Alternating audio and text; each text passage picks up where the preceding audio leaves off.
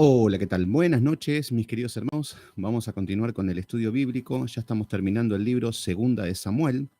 El segundo libro, ya estamos en el capítulo 23. Así que entre hoy y mañana terminamos ya este maravilloso libro.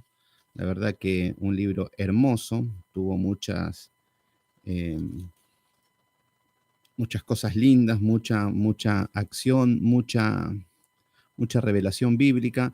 Lisi Torres, ¿cómo andás, Lisi? Qué lindo verte. Me imagino que estás muerta de calor. Yo sé que ahí está haciendo mucho calor. Así que bueno, espero que estén bien ahí mis hermanos del otro lado. David Silva, hermano querido, ¿cómo estás? Al pie de cañón, muy bien. Ya estamos por terminar el libro Segunda de Samuel y empezamos con Reyes. Donde menos nos imaginamos, ya estamos con Primera de Reyes. Salma Inurriaga, bendiciones. Gracias por estar ahí nuevamente, lista para escuchar. Muy bien. Cari Jiménez, muchas gracias, Cari, por estar ahí. Qué alegría verlos a todos siempre ahí conectados. Así que bueno, hoy vamos a continuar con el capítulo número 23 y estuvimos viendo las maravillas que nos dejó David en este cántico de gratitud, en este cántico de liberación de David. Silvia Rojas, ¿cómo estás, Silvia? Qué lindo verte, gracias por estar ahí. Y vimos a David que pasó por todos los estadios. Comienza el capítulo 22, repasamos un poco. Yulisa Pérez Padilla, Tony Aguilar, gracias por estar ahí. Luisa de la Cruz también. Ani Sánchez Quintana, gracias a todos los hermanos Gudelia Harrick, todos los que se van conectando, muchas gracias porque están siempre. Seguimos, vamos por más, estamos estudiando y continuamos. Bueno, el libro Segunda de Samuel, capítulo 22, vemos que hay un cántico de parte de David. Los primeros 4 versículos nos habla de que David exalta a Dios como algo propio. Mi Dios, mi roca, mi fortaleza, Dios mío, fortaleza mía, en ti confiaré, mi escudo. Bueno, habla de un hombre enamorado de Dios. Vemos que David no es un amor solamente un amor romántico, cuando decimos, ay, yo amo mucho a Dios, entonces, bueno, es como amo tanto a Cristo. No, no es un amor romántico, sino que es un amor de agradecimiento, de fidelidad. Bueno, hay muchos atributos en este cántico. Y Dalina Bedín, ¿cómo estás, hermana? Bendiciones. Gracias por estar ahí. Ayer estuvo el estudio, ayer hicimos el estudio, y Dalina. Cualquier cosa me agregan a mi Facebook, Sebastián Céspedes también, que ahí lo estoy. Pasa que en Facebook se me cortó, me quedé sin batería en algún momento. A ver, voy a tocar un poquito porque por ahí se me apaga de la nada. Ahí está. Porque por ahí cuando lo conecto se apaga. Robert Cabrera, ¿cómo andás, Robert? ¿Todo bien? Gracias por estar ahí. Así que bueno, vamos a continuar. Hoy vamos a ver los valientes de David y vamos a ver unas palabras, las últimas palabras de David, pero las últimas palabras en cuanto a alabanza y en cuanto... Ahora vamos a llegar. Bueno, David se encontraba en una situación de donde nos habla de alegría, de gozo, de exaltar a Dios, y vemos que después pasa a un lugar oscuro, en el medio de la muerte, dice, en el medio que lo atemorizaban, en el medio del dolor, en el medio de la tristeza. Vemos que él clamó y Jehová oyó. Y de manera poética habla cómo Dios obra cuando mueve su mano, de una manera fuerte, de una manera con autoridad. Dios ejecuta los juicios. Después habíamos visto que pasaba por la justicia de David, que por la justicia de David venían las recompensas. Entonces las recompensas comenzaron a llegar a la vida de David porque él estaba caminando correctamente, porque estaba haciendo las cosas lo mejor posible, que cuando pecaba se arrepentía, que de esto se trata. No significa que no vamos a pecar. El que piensa que no va a pecar se va a llevar una desilusión tan grande que va a decir, renuncio, me rindo, pero no, David insistía en caminar en santidad. Entonces, lo que vemos, Manuel González, ¿cómo estás? Vanessa Rossi, ¿cómo andás, Vane? Llegaste de viaje, de Mar del Plata, de la costa, así que bueno, con algunas complicaciones, pero ya estás en el grupo, ya estás nuevamente, así que me alegra que estés nuevamente, Vanessa Rossi.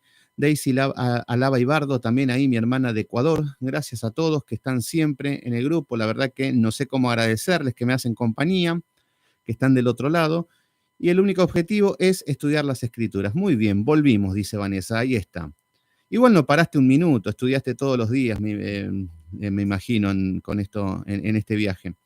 Bueno, David lo vemos a un hombre que por su justicia, porque dice que tenía las manos limpias, obras limpias, nos habla de que Jehová le había guardado de todo y que le había dado recompensas.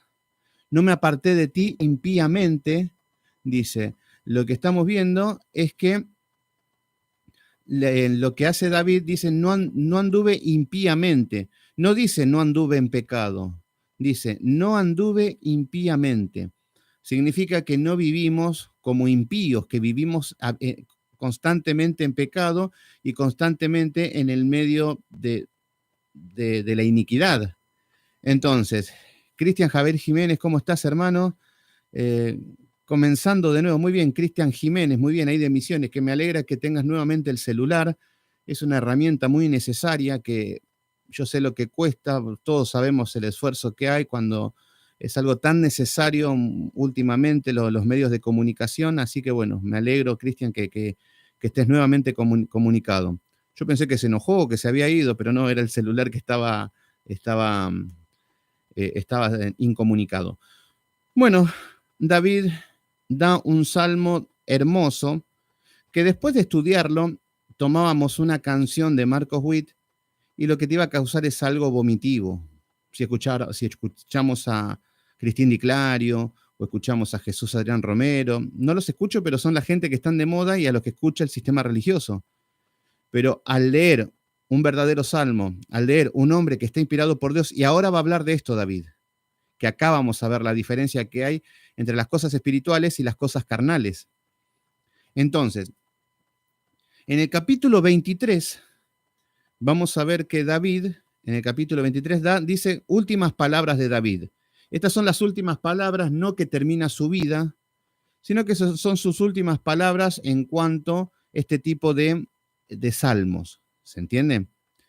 Entonces, el capítulo número 23, después de este salmos de excelencia, de este cántico hermoso que pasa por todos los estadios, nos dice el capítulo número 23. Estas son las palabras postreras de David. Dijo David, hijo de Isaí. Fíjense cómo empieza David. Dijo David, hijo de Isaí. Bueno, comienza con toda la humildad del mundo. Tenemos a un rey, tenemos a un hombre que tiene todos los honores. Kevin Kevalex, ¿cómo andás, hermano, ahí de Missouri? Gracias por estar ahí, Kevin. Fíjense que David está en un momento que recupera el trono después de todo lo que vive con Absalón. Vemos que está en toda su gloria, tiene todos los pueblos enemigos sometidos, tiene el reino bien establecido, está todo en orden, está en su majestad, en el reinado literal. Pero vemos que ante esta situación no dice yo que soy el rey, que soy... No, dice, dijo David, hijo de Isaí. Recuerda de dónde viene. Recuerda de dónde Dios lo sacó. Por eso le dice, dijo David, hijo de Isaí. Esto nos habla incluso, recuerdan que cuando veíamos que lo querían humillar a David, en esos tiempos, una manera de ningunear a las personas era decirle el hijo de este. ¿Quién es? Para no decirle por el nombre. Por ejemplo, Saúl decía, primero le decía, ¿quién es ese muchachito? ¿Quién es ese muchachito? Después de que había matado a Goliat y todo. Ya sabía que era David. Pero David se seguía sujetando a todo. Pero después vemos que David empieza a ser perseguido por Saúl y Saúl no decía este David, decía el hijo de Isaí. Cuando aparece Nabal, el marido de Abigail, le dicen que los manda David a pedir algo de alimento para los hombres. Y Nabal dice, ¿quién es el hijo de Isaí? Es como un desprecio que se les daba cuando a una persona se lo quería minimizar. El contexto del sentido con lo que decían. Si bien se hablaba que decían yo soy el hijo, se entiende, en lugar de apellidos se hablaban que eran por descendencias. Pero se utilizaba este término, lo vemos en el contraste bíblico, para humillar a las personas. Pero lo que hace David, utiliza el nombre de su padre, porque es humilde, porque se humilla.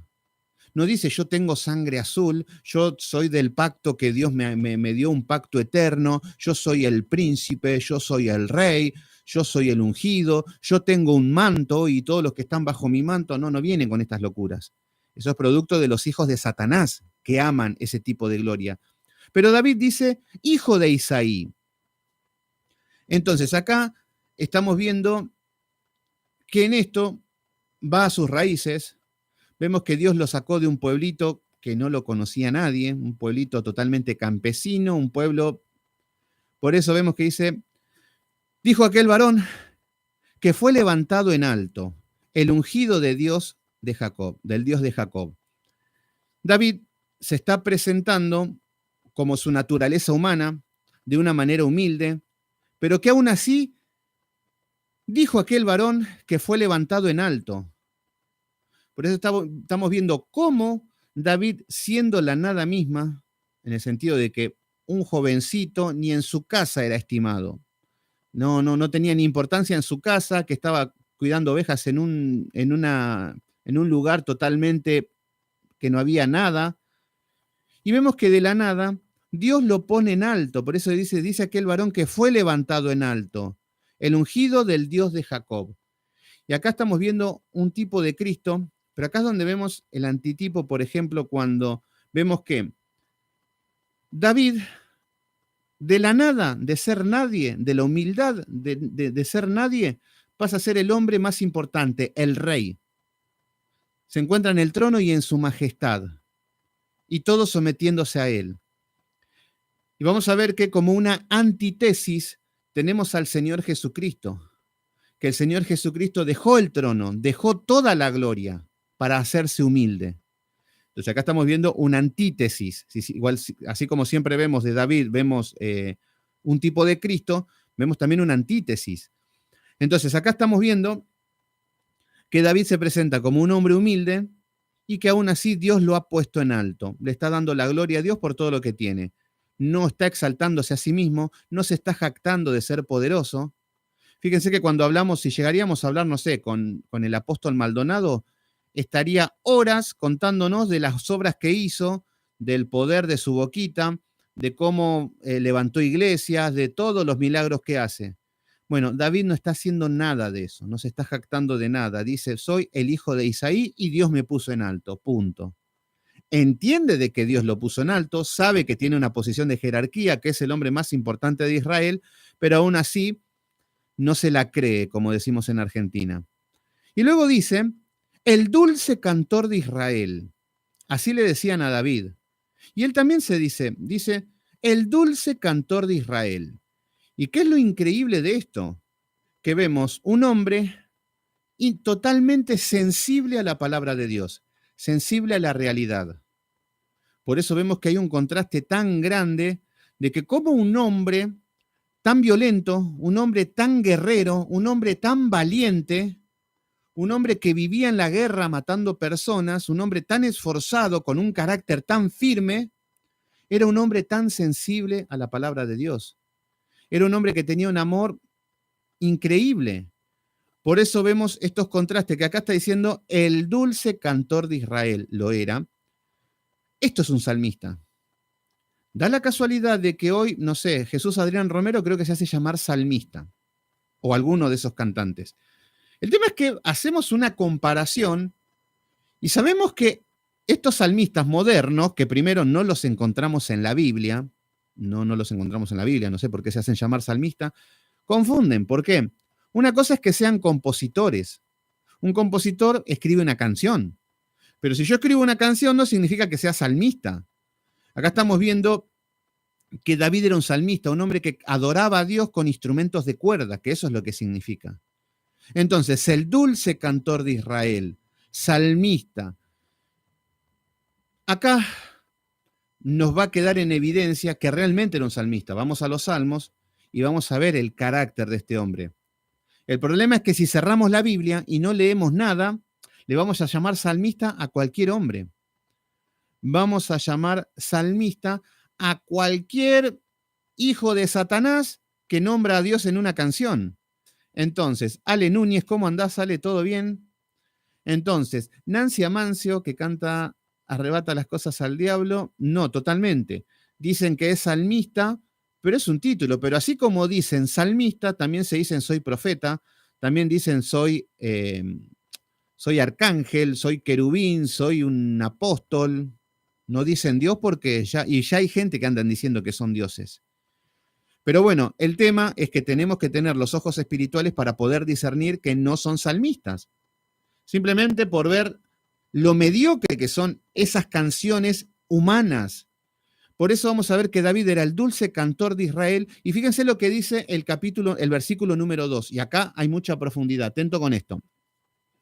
Nos dice, el Espíritu de Jehová ha hablado por mí. Fíjense la diferencia. Da la casualidad de que le preguntamos a cualquier hijo de Satanás y te dicen, sí, el Espíritu Santo me habló, el Espíritu Santo me dijo, el Espíritu Santo me mostró, yo le canto porque el Espíritu Santo me inspiró. Claro, y le ponen como si fuera que es una obra del Espíritu Santo utilizados por ellos. Pero no se dan cuenta que hacen el ridículo, porque cuando ponemos ejemplos de hombres que dicen que son movidos por el Espíritu Santo y ponemos hombres, por ejemplo, como David, por decir cualquiera, y vamos a ver que quedan en ridículo estos hombres con sus obras patéticas. ¿Se entiende? ¿Por qué? Porque un hombre puede tener muchas obras. Un hombre puede tener muchas obras y decir pero los hombres que son guiados por el Espíritu Santo van a tener la humildad de David. No van a andar haciendo alarde de sus dones, de su talento, van a tener una humildad. Por eso que se anda enalteciendo, que se anda exaltando a sí mismo, son hijos del diablo. Porque no es la característica de un hijo de Dios. Entonces, Maribel Beltrán, buenas noches, Dios te bendiga, gracias por estar ahí, Maribel. Entonces, acá lo que dice, el Espíritu de Jehová me ha hablado. ¿Qué es lo que vamos a ver en el versículo 2 y en el versículo 3? Vamos a ver por excelencia la Trinidad. Si bien es una palabra que no existe, no dice no, porque la Trinidad no dice, tampoco dice unicidad. Esto para las guerras de unicitarios y trinitarios, que están peleando siempre en lo mismo y no llegan a ningún lado. Pero acá vamos a ver la Trinidad sin ser nombrada. Acá dice el Espíritu de Jehová. Espíritu lo está escribiendo con mayúscula. Recuerden que siempre cuando hablamos del Espíritu Santo está con mayúscula. Cuando aparecen espíritus con minúscula, son espíritus inmundos o espíritus humanos. ¿Qué son los espíritus humanos? Yo tengo mi espíritu. Y es con espíritu, y mi espíritu es mi manera, es lo que soy. Por ejemplo, cuando Eliseo le pide a Elías que le dé una doble unción de su espíritu, es que quería ser como Elías. Eso es lo que significa. Entonces, vemos que el Espíritu, está hablando del Espíritu Santo, el Espíritu de Jehová ha hablado por mí. ¿Qué es lo que está diciendo David? Claro, todo esto lo que estamos viendo nos muestra de que David era solamente el portavoz. David no utiliza cuestiones personales, David no utiliza su imaginación para componer, no utiliza una inspiración humana, de decir, bueno, sino que estamos viendo que era inspirado por el Espíritu Santo. El Espíritu Santo era quien guiaba a David a componer estos salmos. Entonces acá vemos que dice, el Espíritu de Jehová ha hablado por mí y su palabra ha estado en mi lengua. Entonces acá nos está corroborando de que es algo sobrenatural todo lo que escribió. ¿Y cómo puede ser que hayan tantos salmos y tanta palabra y tanto caudal? Bueno, el Espíritu Santo. Ahí vemos la diferencia. Entonces, acá está hablando que la palabra ha estado en mi lengua. Y vemos que la palabra, el poder de la palabra, cómo los salmos han sido de gran bendición para el pueblo cristiano, cómo han sido de bendición para nuestras vidas, cómo David hasta dijo cosas que ni tenía revelado, que ni sabían que eran en Cristo, y David las escribió.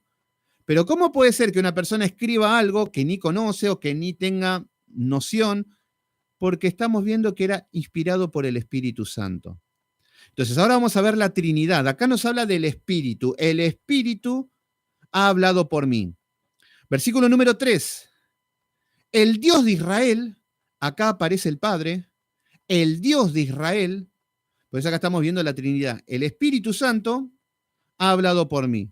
El Dios de Israel ha dicho.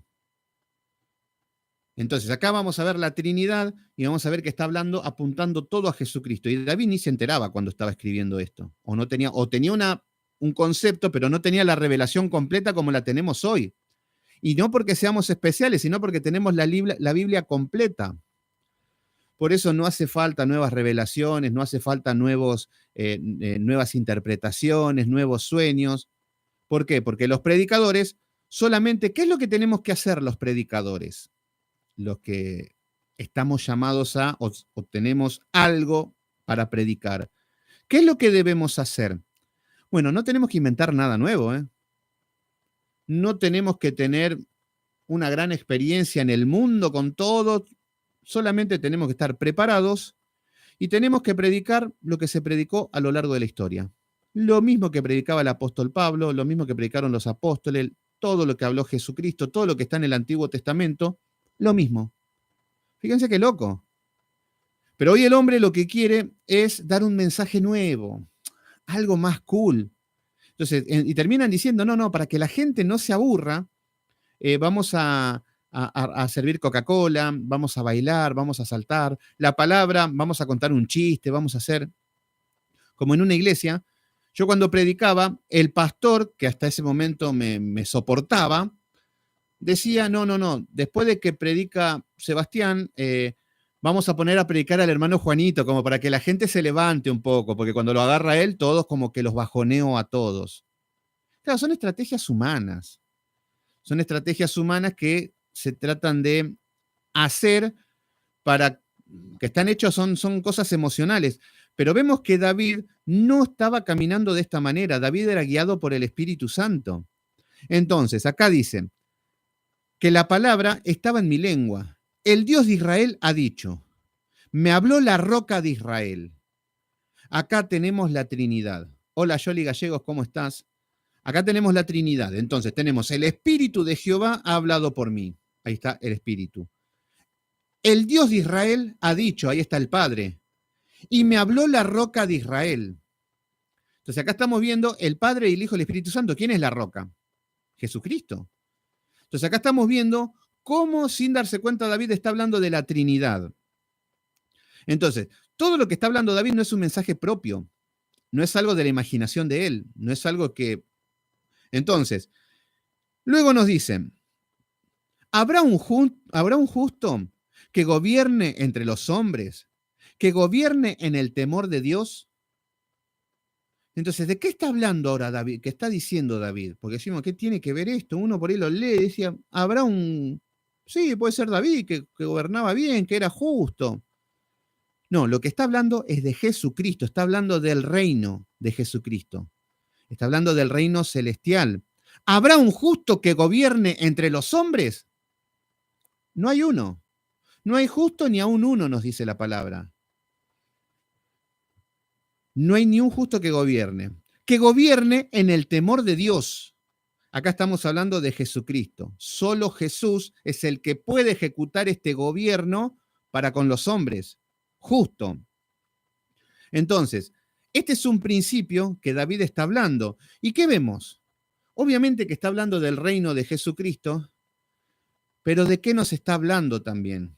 Y esto también está hablando de los gobiernos que compete a nosotros como hombres también. Porque nosotros decimos, bueno, Jesucristo sí es perfecto, pero nosotros no. Pero esto habla lo mismo. ¿Hay alguno que gobierne en el temor de Dios? Bueno, esto está para los gobiernos civiles. ¿Hay alguno que gobierna en el temor de Dios? Fíjense que si ponemos, por ejemplo, les doy un ejemplo. Acá las campañas políticas, si llegamos a poner todos los candidatos que hay y todos lo veíamos con un color verde, esto significaba que estaban todos a favor del aborto. Entonces veíamos todos a favor del aborto. Había uno o dos que estaban a favor de la vida. Entonces, ¿qué es lo que decimos? ¿Habrá alguno que gobierne con el temor de Dios? No. Aprueban todo lo que tiene que ver con las leyes que atentan contra la gloria de Dios. Entonces, obviamente que vamos a tener gobiernos corruptos. Si vemos personas que decimos, ¿a quién votamos? ¿A quién votamos? No sé, el voto es algo que obviamente que es algo privado, pero tendríamos que ver si tienen valores que representan a Dios. Eso es el objetivo, ¿no? De si te prometen que vas a ser rico, que vas a ser famoso, que vas a solucionar el hambre. De nada te sirve que solucionen el hambre si va a gobernar lejos de la voluntad de Dios, porque inevitablemente va a caer un juicio. Entonces, lo que estamos viendo es que los gobiernos deben estar basados en el temor de Dios. Por eso los reyes que eran levantados eran ungidos con aceite, que representaban de que eran elegidos por Dios y que ellos tenían que gobernar en el temor de Dios.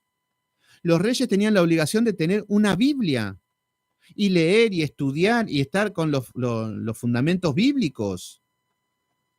Entonces ahí empezamos a ver que cuando hay un temor de Dios en los gobiernos, las cosas empiezan a cambiar. Cuando no hay temor de Dios, van a empezar las maldiciones. Entonces, no hace falta ser un genio, por ejemplo, si decimos, bueno, tal país, vamos, no sé, vamos a un país africano, no sé, tal país, hay hambre, hay pobreza, hay miseria, los niños se mueren en la vereda. Sí, es feo, es triste.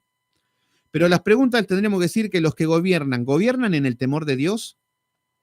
Y no solamente los gobernantes, porque muchas veces decimos, bueno, como el presidente es malo, nos va todo mal. No, no, no, no.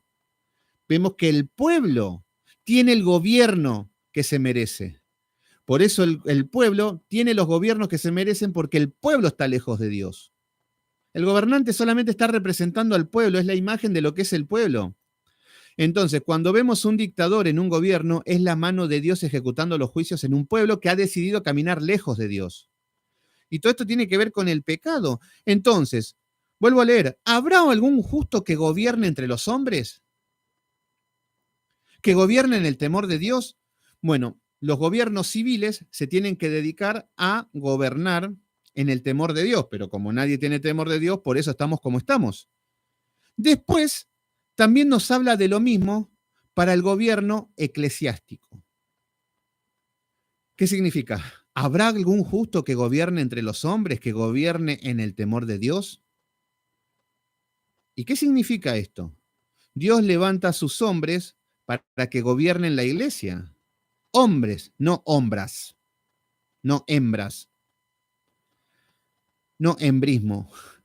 Entonces, esto nos muestra de que Dios levanta hombres y no todos los hombres. Algunos hombres elegidos para gobernar la iglesia. Ellos tienen que gobernar con el temor de Dios, pero da la casualidad que en la iglesia es el peor lugar en uno de los peores lugares donde más se blasfema a Dios. Porque que yo diga que mi presidente, que el dictador, que esto, no gobiernan en el temor de Dios, y claro, si son hijos de Satanás, si no tienen a Cristo, si no tienen el Espíritu Santo, ¿cómo quieren que gobiernen? Es algo lógico. Ahora, supuestamente en una iglesia tienen una Biblia, supuestamente en una iglesia tienen los conocimientos bíblicos, pero da la casualidad que en la iglesia es el peor lugar. ¿Por qué? Porque es donde blasfeman y atentan contra el Espíritu Santo, donde hacen una burla, donde hacen un circo de un lugar santo, de un lugar reverente. Lo que es la casa de Dios lo convirtieron en cueva de ladrones. Fíjense los pastores cómo extorsionando al pueblo, sacándole el dinero con falsos diezmos, chantajeando. Brujos, chamanes, haciendo brujería en la misma iglesia, ungiendo con aceite, pañuelitos ungidos, vendiendo agua bendita, vendiendo alcohol en gel, ungido y tantas cosas que son brujería. Todo eso es atentar contra Dios y eso es peor que lo que están haciendo en el mundo, porque el mundo no conocen a Dios. Pero en la iglesia supuestamente tendrían que conocer a Dios. No, y ahí están. Atamos a Satanás, tenemos poder para atar a Satanás. Sí, sí, sí. ¿Cómo un hombre de carne y hueso va a atar a un espíritu? No, no, no hay lógica. La Biblia jamás nos enseñan estas cosas. Pero bueno, estamos viendo que están atentando contra la gloria de Dios. Son enemigos de Dios dentro de la iglesia. Entonces, cuando hablamos de una persona que gobierne con temor de Dios, es una persona que está preparada, capacitada para gobernar la iglesia de Cristo con todo el temor de Dios, sabiendo que todo lo que está hablando tiene que rendir cuentas a Dios, sabiendo de que todo lo que está es responsabilidad que Dios le dio, tiene que rendir cuentas a Dios. Y ahora vamos a ver los valientes de David, que quiero que vean el ejemplo. Por eso, una cosa es la falsa iglesia, que lo que ya conocemos, que están tentando constantemente contra la gloria de Dios, Y estamos viendo los verdaderos hombres también, que son los que tienen que, a cargo de la iglesia, que gobernar y que dirigir y guiar al pueblo de Dios. No es una tarea sencilla. Entonces tenemos el gobierno civil, que debe ser con el temor de Dios, el gobierno eclesiástico, que con más razón tiene que ser en el temor de Dios, y lo que vemos es que también en la familia. En la familia, nuevamente lo mismo. ¿Qué dice? ¿Habrá un justo que gobierne entre los hombres? En la familia estoy hablando, en la casa. ¿Que gobierne con el temor de Dios? Nosotros, por ahí somos muy religiosos, donde tenemos mucha iglesia, donde vemos el defecto de todos, donde somos teólogos, donde somos grandes hombres de Dios, pero por ahí nuestra casa, ¿gobernamos nuestra casa con el temor de Dios? ¿O nuestros hijos son unos impíos? ¿O nuestros hijos lo educa Netflix? ¿O nuestra familia es un caos? Por eso muchas veces somos religiosos. Entonces, lo que vemos es que cuando una familia está desordenada es porque el hombre que es cabeza de familia no gobierna en el temor de Dios. Es muy simple. Fíjense cómo funciona. Siempre es lo mismo, es una matemática simple. A ver, si en una familia vemos que hay problemas, hay alcohol, hay prostitución, hay hijos delincuentes, hay todo tipo de problemas, ¿qué es lo que significa? Que no hay nadie que gobierne en el temor de Dios. Eso es lo que debemos entender. Entonces, lo que está diciendo David está hablando de Cristo, obviamente, pero también se aplica para nosotros. Los gobiernos deben ser temerosos de Dios. Por eso vemos que es el principio de la sabiduría. Entonces, podría estar horas con lo que es el gobierno civil, el gobierno eclesiástico y lo que es la familia. Podríamos estar horas, pero bueno, ahí está apuntando a eso, David. Versículo número 4.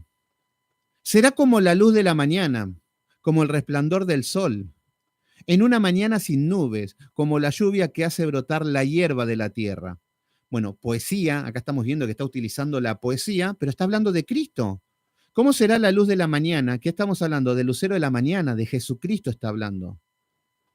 Como el resplandor del sol. ¿Quién es el sol de justicia? ¿Quién dijo en Juan capítulo 8, versículo 12, yo soy la luz del mundo? Por eso estamos viendo que David está siendo inspirado por el Espíritu Santo, pero está apuntando a Cristo. ¿Se entiende? Entonces, por eso vemos que es una obra sobrenatural estos pasajes bíblicos. Y lo triste es que la iglesia ha menospreciado la palabra de Dios. Esto es un libro obsoleto que no sirve para nada.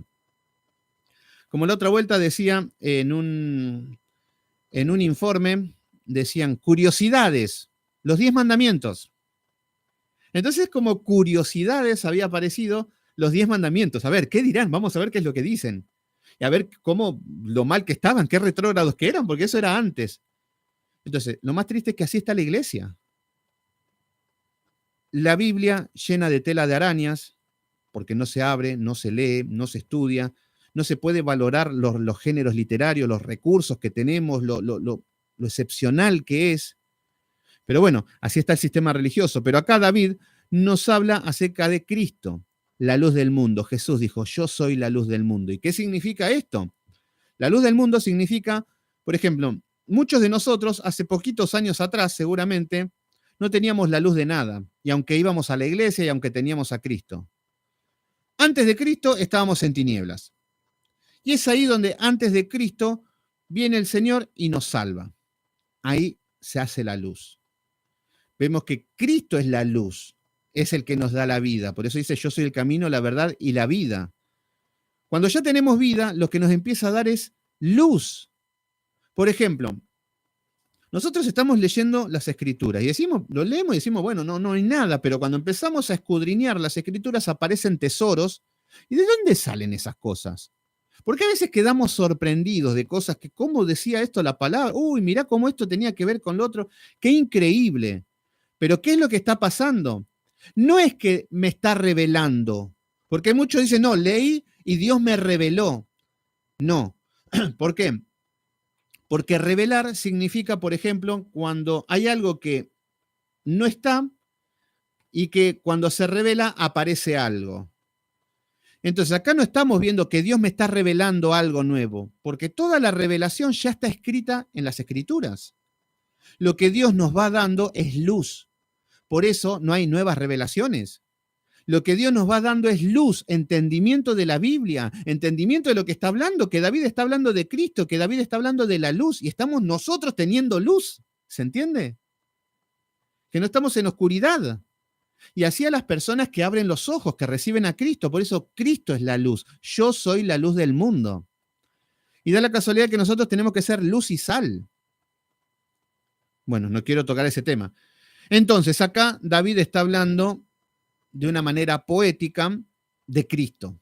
Cristo, el que gobierna, el justo, el sol de la mañana, el resplandor. Hoy está hablando de Cristo y es ahora como que le agarra el bajón a David. Fíjense lo que dice en el versículo 5. No es así mi casa para con Dios.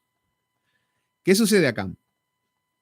David dice, no es así mi casa para con Dios. Es como que David estaba en su esplendor, adorando, cantando, orando, clamando y gratitud, y en un momento se acuerda de su familia. Y es ahí donde se viene para abajo David. Es ahí donde David dice, no es así mi casa para con Dios. Y claro, ahí vemos que David tenía una familia impía.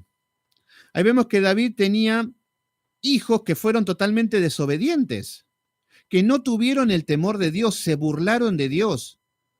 Y esta desilusión también le viene, se le corta la alegría, pero esto también le viene una culpa, porque él también sabía que él no había hecho nada para educar a sus hijos. Entonces, por ahí nosotros podríamos estar muy felices adorando a Dios por lo que hizo en nosotros, por gloria a Dios, por la salvación, todo. ¿Y no será que decimos como David? No es así mi familia para con Dios. ¿No sería muy triste eso? Decir que mis hijos se están perdiendo. Decir que mis hijos tomaron otro camino, el de la impiedad, el de la iniquidad. Esto es lo que está pensando ahora David. Entonces, de la alegría, del gozo, de que Dios, y ahora dice, tengo una familia impía. Mi familia no es así con Dios. Y él fue responsable también. Si bien él no era responsable, a ver, cuando nos habla la palabra, instruye al niño, instruye mientras haya tiempo, corrige, disciplina, que sean diligentes, que no sean perezosos, que no sean necios. Cuando nos están dando la responsabilidad de ser cabeza, tenemos que instruir a los hijos. ¿Y qué es lo que nos dice acá? Nos dice, ¿habrá un justo que gobierne entre los hombres, que gobiernen en el temor de Dios? Y David, eso mismo que está diciendo, dice, yo no lo hice. Yo no goberné mi casa con el temor de Dios. Esto es lo que David lo habrá dicho en su corazón, no lo dice, no lo veo escrito. Pero seguramente David dice, yo no los instruí a mis hijos. Porque es lo que las evidencias que nos dejan las escrituras. Y ese sería el problema. ¿Qué problema sería hoy? Y que nuestros hijos se estén perdiendo. A ver, te pueden hacer un hijo de Satanás. Te pueden hacer hijos rebeldes. Te pueden hacer hijos que sean la piel de Judas. Pero el tema es que lo que tenemos que hacer nosotros como cabeza y como responsable. David no hizo nada para corregirlos. Y Proverbios no te dice, o los libros que nos hablan acerca de la disciplina de los hijos, no te dice, salva a tu niño, salva al niño, dale salvación a tu niño. En ningún momento nos manda a que nosotros salvemos a nuestros hijos. Por eso no existe tal cosa de bautizar a los niños porque la fe se hereda y esas cosas. No. Lo que se hereda es el evangelio. Lo que se hereda es que, por ejemplo, mis hijos no sería lo mismo que lo que yo viví, que nací sin Cristo, o con sectas y cosas así. Pero lo que se hereda es el evangelio, la palabra, pero la salvación no se hereda, o eso está en la soberanía de Dios, puede ser que sí, como puede ser que no. Entonces, pero acá David le agarra como una angustia y dice, mi casa no es así, mi casa no es así, mi casa para con Dios. Entonces, atento con esto, ¿por qué? Porque tenemos que pensar en nuestros hijos, en nuestra familia, en nuestra casa, ¿qué está pasando? Si hoy es la segunda venida y viene ahora el Señor, ¿qué pasa con ellos? Nos pusimos a pensar, no, pobrecito, ¿no? ¿Cómo lo voy a castigar si lo amo mucho? Entonces solamente, en lugar de castigarlo, no, le compra un celular más nuevo todavía. Entonces, que no haga la cama, que no ordene su cuarto, que haga todo lo que quiera porque papi lo ama mucho. Bueno, eso es lo que hizo David. Y así le salieron a David. Por eso nosotros, si somos cabeza y si gobernamos en el temor de Dios, por eso estamos viendo, si en lo poco me eres fiel. Muchos quieren ir a gobernar la iglesia, muchos quieren ser presidentes, todo, y no gobiernan su casa. ¿Se entiende? Entonces acá estamos viendo algo que David nos está mostrando, que es algo triste. No es así mi casa para con Dios. Sin embargo, cambiemos de tema, dice David, vamos a seguir con otra cosa porque esto empieza a sonar el violín y nos ponemos mal. Y espero que no sea el caso de nosotros. Nosotros por lo menos tenemos que cumplir. ¿Qué significa? A ver, insisto con esto, es muy importante porque todos luchamos. Yo también tengo hijos adolescentes, ya tengo a mi chiquito también que está creciendo mucho. El internet está muy acelerado, las ideologías de género están bombardeando, donde la homosexualidad, el lesbianismo, la promiscuidad, la droga, es algo moneda común y corriente ya. Y si nosotros oramos, nosotros nada más no hacemos nada y oramos por no, Señor, guarda a mi hijito, no hacemos nada. Los estamos entregando a Satanás a nuestros hijos. Por eso lo que tenemos que hacer es instruirlo a nuestros hijos, enseñarle a nuestros hijos que crezcan en el temor de Dios. Entonces, puede ser que tengas un hijo que te sea rebelde, que te des cuenta y que de la noche a la mañana tu hijo tiene malas compañías o anda robando por ahí o está siendo un delincuente. Bueno, ante estas situaciones, lo que tenemos que hacer es que hablarle en el temor de Dios, decirle que es un pecado, que está mal, que es una falta grave delante de Dios y que eso no va a traer a esta casa. ¿Por qué? Porque acá se respeta el nombre de Dios. Acá esas cosas no entran y uno debe ponerse firme si realmente no queremos ser como David. Si queremos ser como David, bueno, que hagan lo que quieran, total, yo miro para otro lado. David cuando se enojó con Absalón, por 3 años no le habló. Así cualquiera, y así hacemos nosotros, damos vuelta a la cara y me enojé, no hablo más. Claro, que lo siga educando Satanás. Pero nosotros le tenemos que decir las cosas como son. Cuando seas grande, cuando seas mayor de edad, cuando ya tengas tu casa, cuando ya tengas tu trabajo, cuando seas independiente, vas a hacer todo lo que quieras. Pero antes tenés que saber que es pecado, que te vas a poner en contra de Dios, que te vas a poner en contra mío, que te vas a poner en contra de la familia que guardan estos principios y va a ser tuya la decisión, pura y exclusivamente. Entonces, cuando quieras hacer las cosas que desagradan a Dios, agarra la puerta y te vas. Te va a doler. Te va a doler, pero es ahí donde nosotros decimos, cumplimos con lo que Dios demanda con nosotros. Y ahí se lo entregamos a Dios y ahí clamaremos, lloraremos y haremos lo que sea. Lo que sea.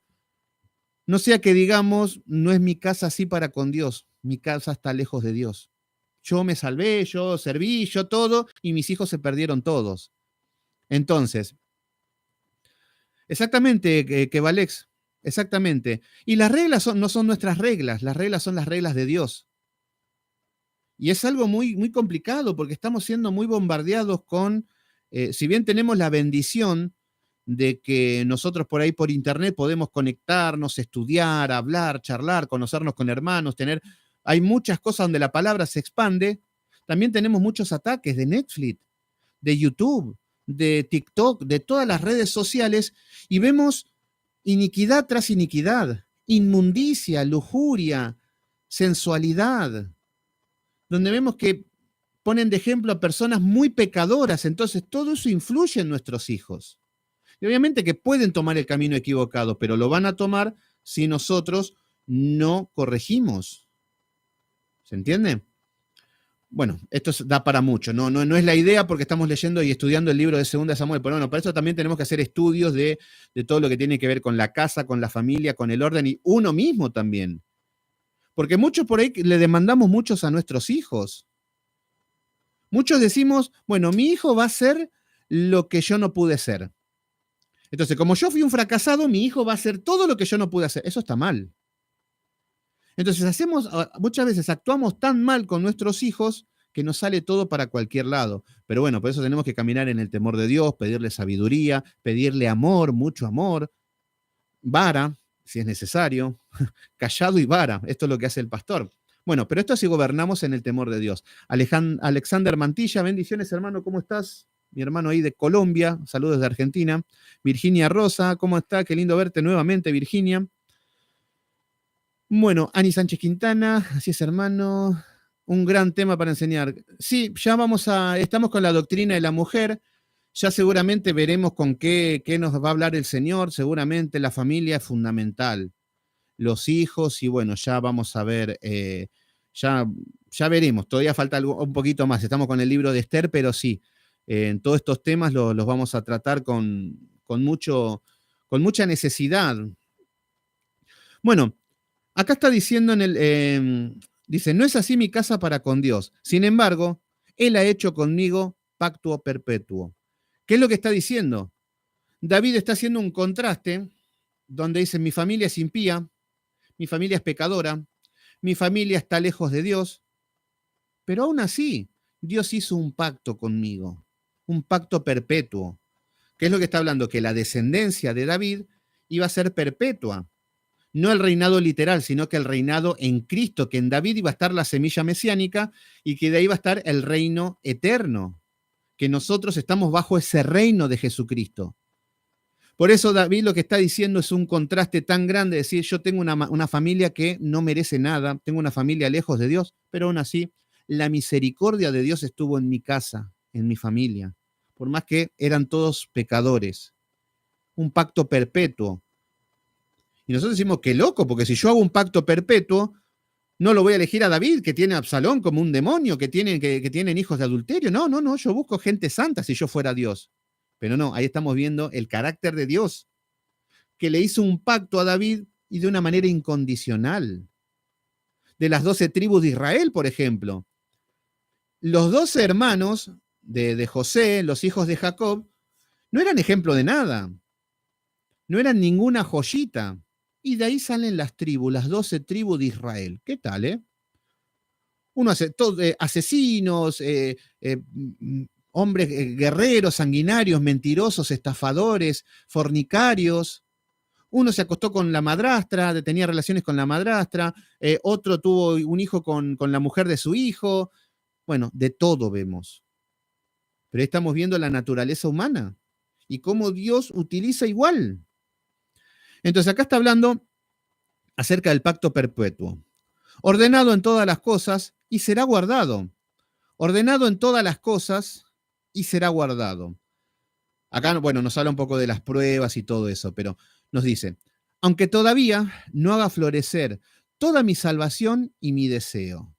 Versículo número 6, atento con esto. En el versículo número 6 y número 7 va a hablar de los que están fuera del pacto. Está hablando de los impíos ahora. Por eso nos está hablando del pacto de él, del pacto perpetuo que es en Cristo, la semilla mesiánica. Nos está hablando del sol de la mañana, de Jesús, del gobierno perfecto que es en Cristo.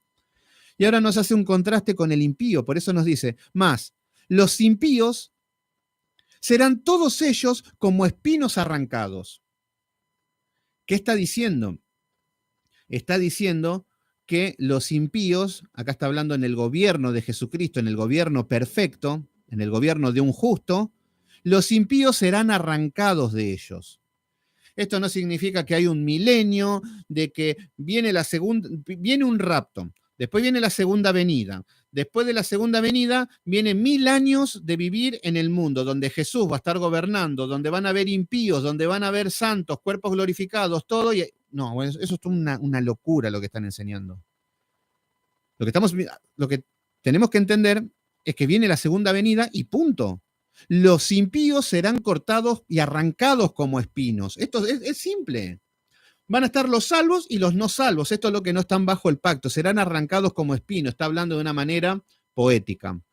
Los cuales nadie toma con la mano, sino que el que quiere tocarlos se arma de hierro y de la asta de la lanza y son todos quemados en su lugar. Quemados, quemados. ¿Qué nos hablan? Acá está hablando del infierno. Y son del todo quemados en su lugar. Está hablando del juicio. Está hablando del gobierno de Jesucristo. Está hablando de lo que están fuera del pacto de gracia. Exactamente, David, exactamente. La gran tribulación y eso sí es no vamos a hablar de esto ahora, pero es algo que da para mucho. Pero bueno, en simples palabras nos está hablando de los impíos. Ahora, Vamos a hablar un poco de los valientes. No sé si vamos a llegar a verlo todo, pero vamos a ver algo porque hay mucho acá. Hay tantos tesoros que... En el versículo número 8 nos habla acerca de los valientes de David. Y vamos a ir leyendo palabras por palabras. Eso es lo que me gusta. Estos son los nombres de los valientes de David. Fíjense que David tenía hombres valientes que estaban con él. Recuerden que David representa un tipo de Cristo. Y Cristo tiene su ejército de valientes a lo largo de toda la historia. David nos representa esto. Estos son los nombres de los valientes que tuvo David.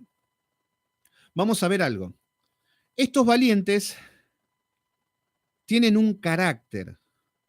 Vamos a Primera de Samuel, no recuerdo qué versículo, pero vamos a ir a la cueva de Adulam. En el capítulo 22, abrí justo y justo estaba ahí. Vamos a Primera de Samuel, capítulo 22, y vamos a ver que David, después de que miente, que se hace el loco, que estuvo con Aquis, que estuvo con los filisteos, que se estaba haciendo el payaso, el ridículo, todo para salvar su vida, que esto es lo que representa el cristiano lejos de Dios, que actúa como un payaso, y vemos que no sirve al reino y está lejos David. Pero después de esto, Aquis lo deja ir, le dice, no, sáquenme a este demente de acá. ¿Y cuántas veces el mundo ve como un demente a los cristianos? Y no es para menos, ¿eh? Muchas veces, y uno mismo dirá, bueno, este hombre está tan loco que, sí, a veces parecen más locos los cristianos, es increíble.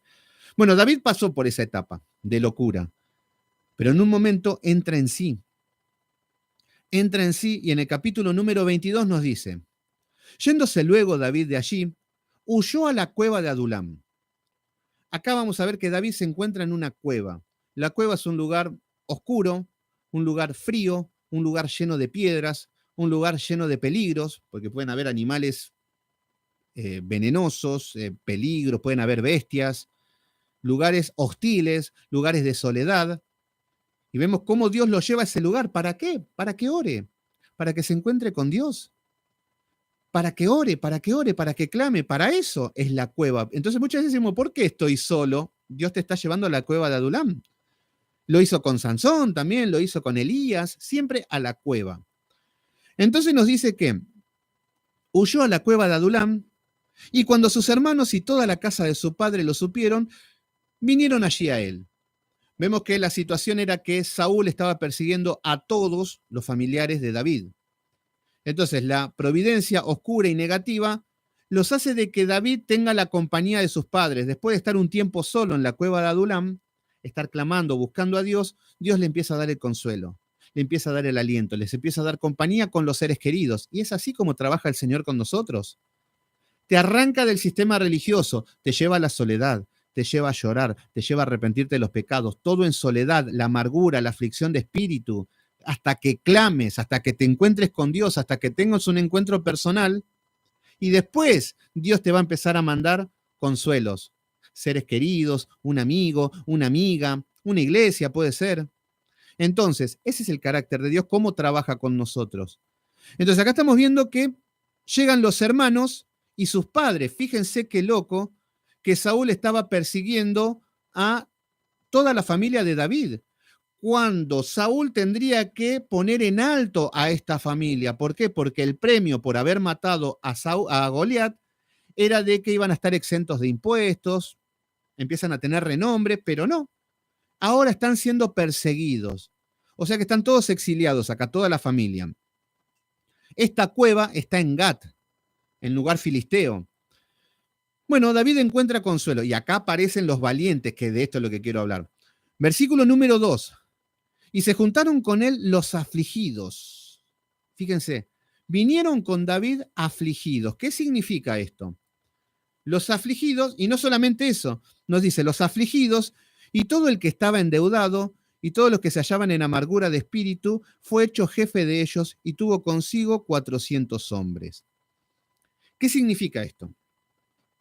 Esto significa que David estaba solo, tuvo el encuentro con Dios, Dios lo prepara, Dios lo forma, Dios lo hace que tenga templanza, que sea un hombre más fuerte, más resistente, y ahora le pone gente. 400 hombres, y estos 400 hombres venían con su familia. O sea que eran más de 400. Entonces, ¿por qué estaban afligidos? La palabra nos dice que estaban endeudados. ¿Por qué? Porque Saúl fue un mal gobernante, fue un tirano. Entonces aumentaba los impuestos Saúl. Entonces, al estar los impuestos altos y al no poder pagarlo, uno queda endeudado. Y cuando uno queda endeudado, tiene que huir, porque si no vas preso. Entonces, acá estamos viendo que los que empiezan a seguir a David son afligidos y los que estaban endeudados, y todos se hallaban en amargura de espíritu. Entonces, las circunstancias de la vida lo hace que estaban todos quebrantados. Por eso, estos van a ser los valientes. Fíjense en el carácter de los valientes de David. Entonces, la gran mayoría de los valientes que estuvieron con David, todo, no sé cómo paré aquí. Gabriel Arias, ¿cómo andás? Bueno, si paraste acá, Gabriel, quédate ahí, que estamos estudiando la vida de David. Así que Dios te bendiga, hermano querido. Así que bueno, no sé cómo paré aquí. Dice, bueno, ahí está, buenísimo. ¿Qué sucede con esto? David se encuentra con un ejército de afligidos. Y David podría decir, Señor, ¿qué tienes contra mí? Estoy mal, estoy angustiado, estoy afligido, Saúl me persigue, me quiero morir y me traes un ejército de muertos de hambre. Pero Señor, ¿cómo puede ser esto? David podría haberle dicho eso, pero no. David se hizo jefe de estos valientes. ¿Qué representa esta escena? David está en la cueva de Adulán y vemos que vienen 400 hombres quebrantados, afligidos y endeudados. ¿Por qué vienen a David? ¿Por qué fueron a David y no fueron a Abner, por ejemplo? O a otro, a Juanito, pónganle el nombre que quieran. Bueno, primero, ellos sabían que David era el ungido, que David era el rey. Entonces, y además sabían de que David había matado a Goliat, salió en todas las revistas, en todas las páginas de internet del momento. Saúl mató a sus miles, David a sus 10.000. Y además, cuando era un príncipe, iba a la guerra y siempre vencía, siempre ganaba, siempre era victorioso. Y ahora estaba fugitivo y errante. Entonces, estos hombres vieron que David era el rey. Y esto es lo que nosotros vimos en Cristo. Cristo es el rey. Nosotros éramos los quebrantados, nosotros éramos los afligidos, nosotros éramos los endeudados. Y cuando no sabíamos a dónde ir, no teníamos nada, estábamos totalmente perdidos, nosotros y nuestra familia, vimos a Cristo. Viene a nosotros. Entonces ahí estamos viendo que este ejército de endeudados, cuando lo ven a David, ¿qué es lo que ven en David? Ven a alguien que es un hombre de guerra. Ven a alguien que está ungido por Dios. Ven a alguien que es justo. Ven a alguien que tiene dirección y que sabe hacia dónde los va a llevar. Por eso en David los quebrantados y los afligidos ven un tipo de Cristo. Es lo mismo que cuando nosotros vemos a Cristo. Nosotros en el mundo no teníamos rumbo, no sabíamos a dónde ir. En Cristo tuvimos esperanza. Ya no andamos más errante por el mundo, ya no andamos más endeudados así. Porque en Cristo tenemos esperanza, en Cristo tenemos dirección, en Cristo tenemos un plan. Y esto es lo que estos hombres, estos valientes que desde la cueva de Adulán empezaron a seguir a David. Y seguían las órdenes de David. Por eso iban a la guerra y vencían, y aunque eran minoría, seguían a David y eran fieles a David. Amaban a David, respetaban a David, daban su vida por David. Decidieron sufrir por David. Y ahí vemos los valientes a lo largo de todo Primera y Segunda de Samuel. Ahora nosotros, ¿somos de la misma manera como estos valientes, como los quebrantados y los afligidos con nuestro Señor Jesucristo? Sí, Señor, sí. Yo te sirvo, pero mirando Netflix y con la sierva que me sirva. Así te sirvo yo, Señor. Y te sirvo, yo soy un guerrero, soy un princeso del reino de los cielos, donde en la semana no puedo hacer nada, Señor, porque trabajo y estudio. El sábado es el día de la familia, y el domingo sí, Señor, te voy a servir y voy a ir a la iglesia. Obviamente que voy a llegar tarde y me voy a ir temprano, pero qué guerrero que soy. Ahí está el sistema religioso. Pero estos hombres no eran ningunos princesitos. Vemos que ya tenían un corazón afligido. Estos hombres ya eran hombres muertos. Los valientes de David estaban muertos ya, ellos y su familia. Pero vieron en David esperanzas y por eso lo siguieron. Entonces, volviendo a 2 de Samuel, capítulo 23, versículo 8, estos son los nombres de los valientes. Valientes, ¿qué vamos a ver? A ver, no, ya vamos una hora, pero vamos a ver lo que podemos hoy. Vamos a dividir esto en dos partes. Primero vamos a ver las capacidades de los valientes, y esto hasta me gustaría, sí, esto vamos a ver una parte, así lo vemos con todo mañana. Lo vamos a ver en dos partes. Primero, las capacidades. Las capacidades que tenían estos valientes y las capacidades que Dios obviamente nos demanda como hijos de Dios. Porque es la casualidad de que muchos creen de que no, el Señor llamó a David, el Señor llamó a los valientes. Yo tengo un llamado hermoso. ¿Qué llamado? De ser un vago. Ese es mi llamado. Bueno, así estamos muchos. Pero vamos a ver lo que es el carácter de los hombres de Dios, cómo están formados. Estos no eran princesitos que andaban por la vida diciendo Cristo te ama, todo lo puedo en Cristo me fortalece. No era este tipo de personas. Y ahora vamos a ver el carácter de estos hombres. Pero por un lado vamos a ver las capacidades. Y por otro lado vamos a ver los resultados.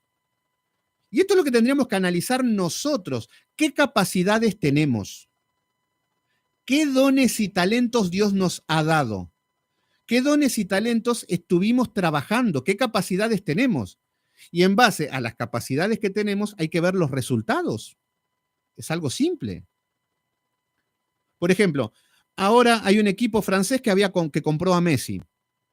A Messi lo compraron por sus capacidades. Y todos estaban, vamos, Messi, Messi, todos cantando, todos felices, todas emociones. Si Messi no hace goles, le van a dar una patada a Messi. ¿Por qué? Porque se evalúan las capacidades y se pone en cuenta con los resultados. Hay un equilibrio. Entonces, si hace goles, todo bien, Messi. Ahora, ¿por qué los hijos de Dios no? No tenemos responsabilidades, no tenemos capacidades, no tenemos resultados. Pero es así, cuando allá se pase lista, allá estaremos nosotros diciendo amén. Eso dicen todos. Pero por eso quiero que veamos el carácter de los valientes. El carácter de los valientes. Entonces, vamos a ver las capacidades de estos hombres, porque aparecen muchos nombres. Y vamos a ir analizando con esto. Es un deleite todas estas cosas. Fíjense, capacidades. ¿Qué tipo de capacidades tiene que tener estos hombres? Primero, valor. Estos hombres vemos que están siempre fieles a David. Pero vemos que hay valor en estos hombres. Cuando David estaba de fiesta en la terraza, que viendo a Betsabé y estaba perfumándose, bañándose, estos hombres estaban en la guerra. Estos hombres estaban en medio de la pelea. Estos hombres estaban luchando por su rey. Estos hombres estaban luchando por su pueblo. Entonces acá vemos que el valor, eran valientes. Da la casualidad de que cuando vamos a 1 Samuel, capítulo 16, capítulo 15, venía Goliat a desafiarlos por 40 días y el pueblo de Israel, cobarde, con todo el miedo, no salía a la batalla. Pero estos no eran como el resto. Por eso en el sistema religioso está lleno de Israel. Pero también hay un remanente de valientes y a esto es lo que quiero que apuntemos. Y a esto es lo que tendríamos que pertenecer. Y no porque tenemos un llamado divino y pertenezco y bueno, estoy de este lado. No, no, no, tus obras van a demostrar si sos un valiente o sos un cobarde. Recuerden que los cobardes son los primeros que se van al infierno, ¿eh? Entonces, ahí estamos viendo que valor, no solamente el valor, porque muchas personas pueden tener valor, pero si no hay una motivación correcta, ese valor no sirve de nada. Entonces, nosotros tenemos que tener una motivación correcta. ¿Por qué quieres ser un valiente? Porque quiero ser un apóstol y tener avión privado. Ese es mi objetivo. Bueno, ya tenés una motivación equivocada. ¿Por qué querés ser un salmista? Para que las chicas se enamoren de mí, para firmar autógrafos y sacar un disco y ser una estrella famosa, como Marcos Witt. Bueno, ahí tenés una motivación incorrecta. No estarías dentro de los valientes que nos muestran las Escrituras. Estos hombres tenían la motivación correcta. ¿Cuál era la motivación de ellos? Primero, que respondían al rey. Nosotros tenemos que responder al rey. Esa es nuestra motivación. Fíjense que estos hombres iban a la guerra y les importaba 3 pepinos si tenían gloria humana. Les importaba nada o ¿Por qué? Porque ellos tenían una responsabilidad, que era cumplir con el rey. Y ahí nos damos cuenta que ¿cuál es la motivación? La motivación de ellos era correcta, que obedecían al rey, que es David. Además de obedecer a Dios y todo, pero David es un tipo de Cristo. Ahora, nosotros, nuestra motivación, ¿por qué estamos haciendo todo esto? ¿Porque amamos a nuestro rey, a Jesucristo?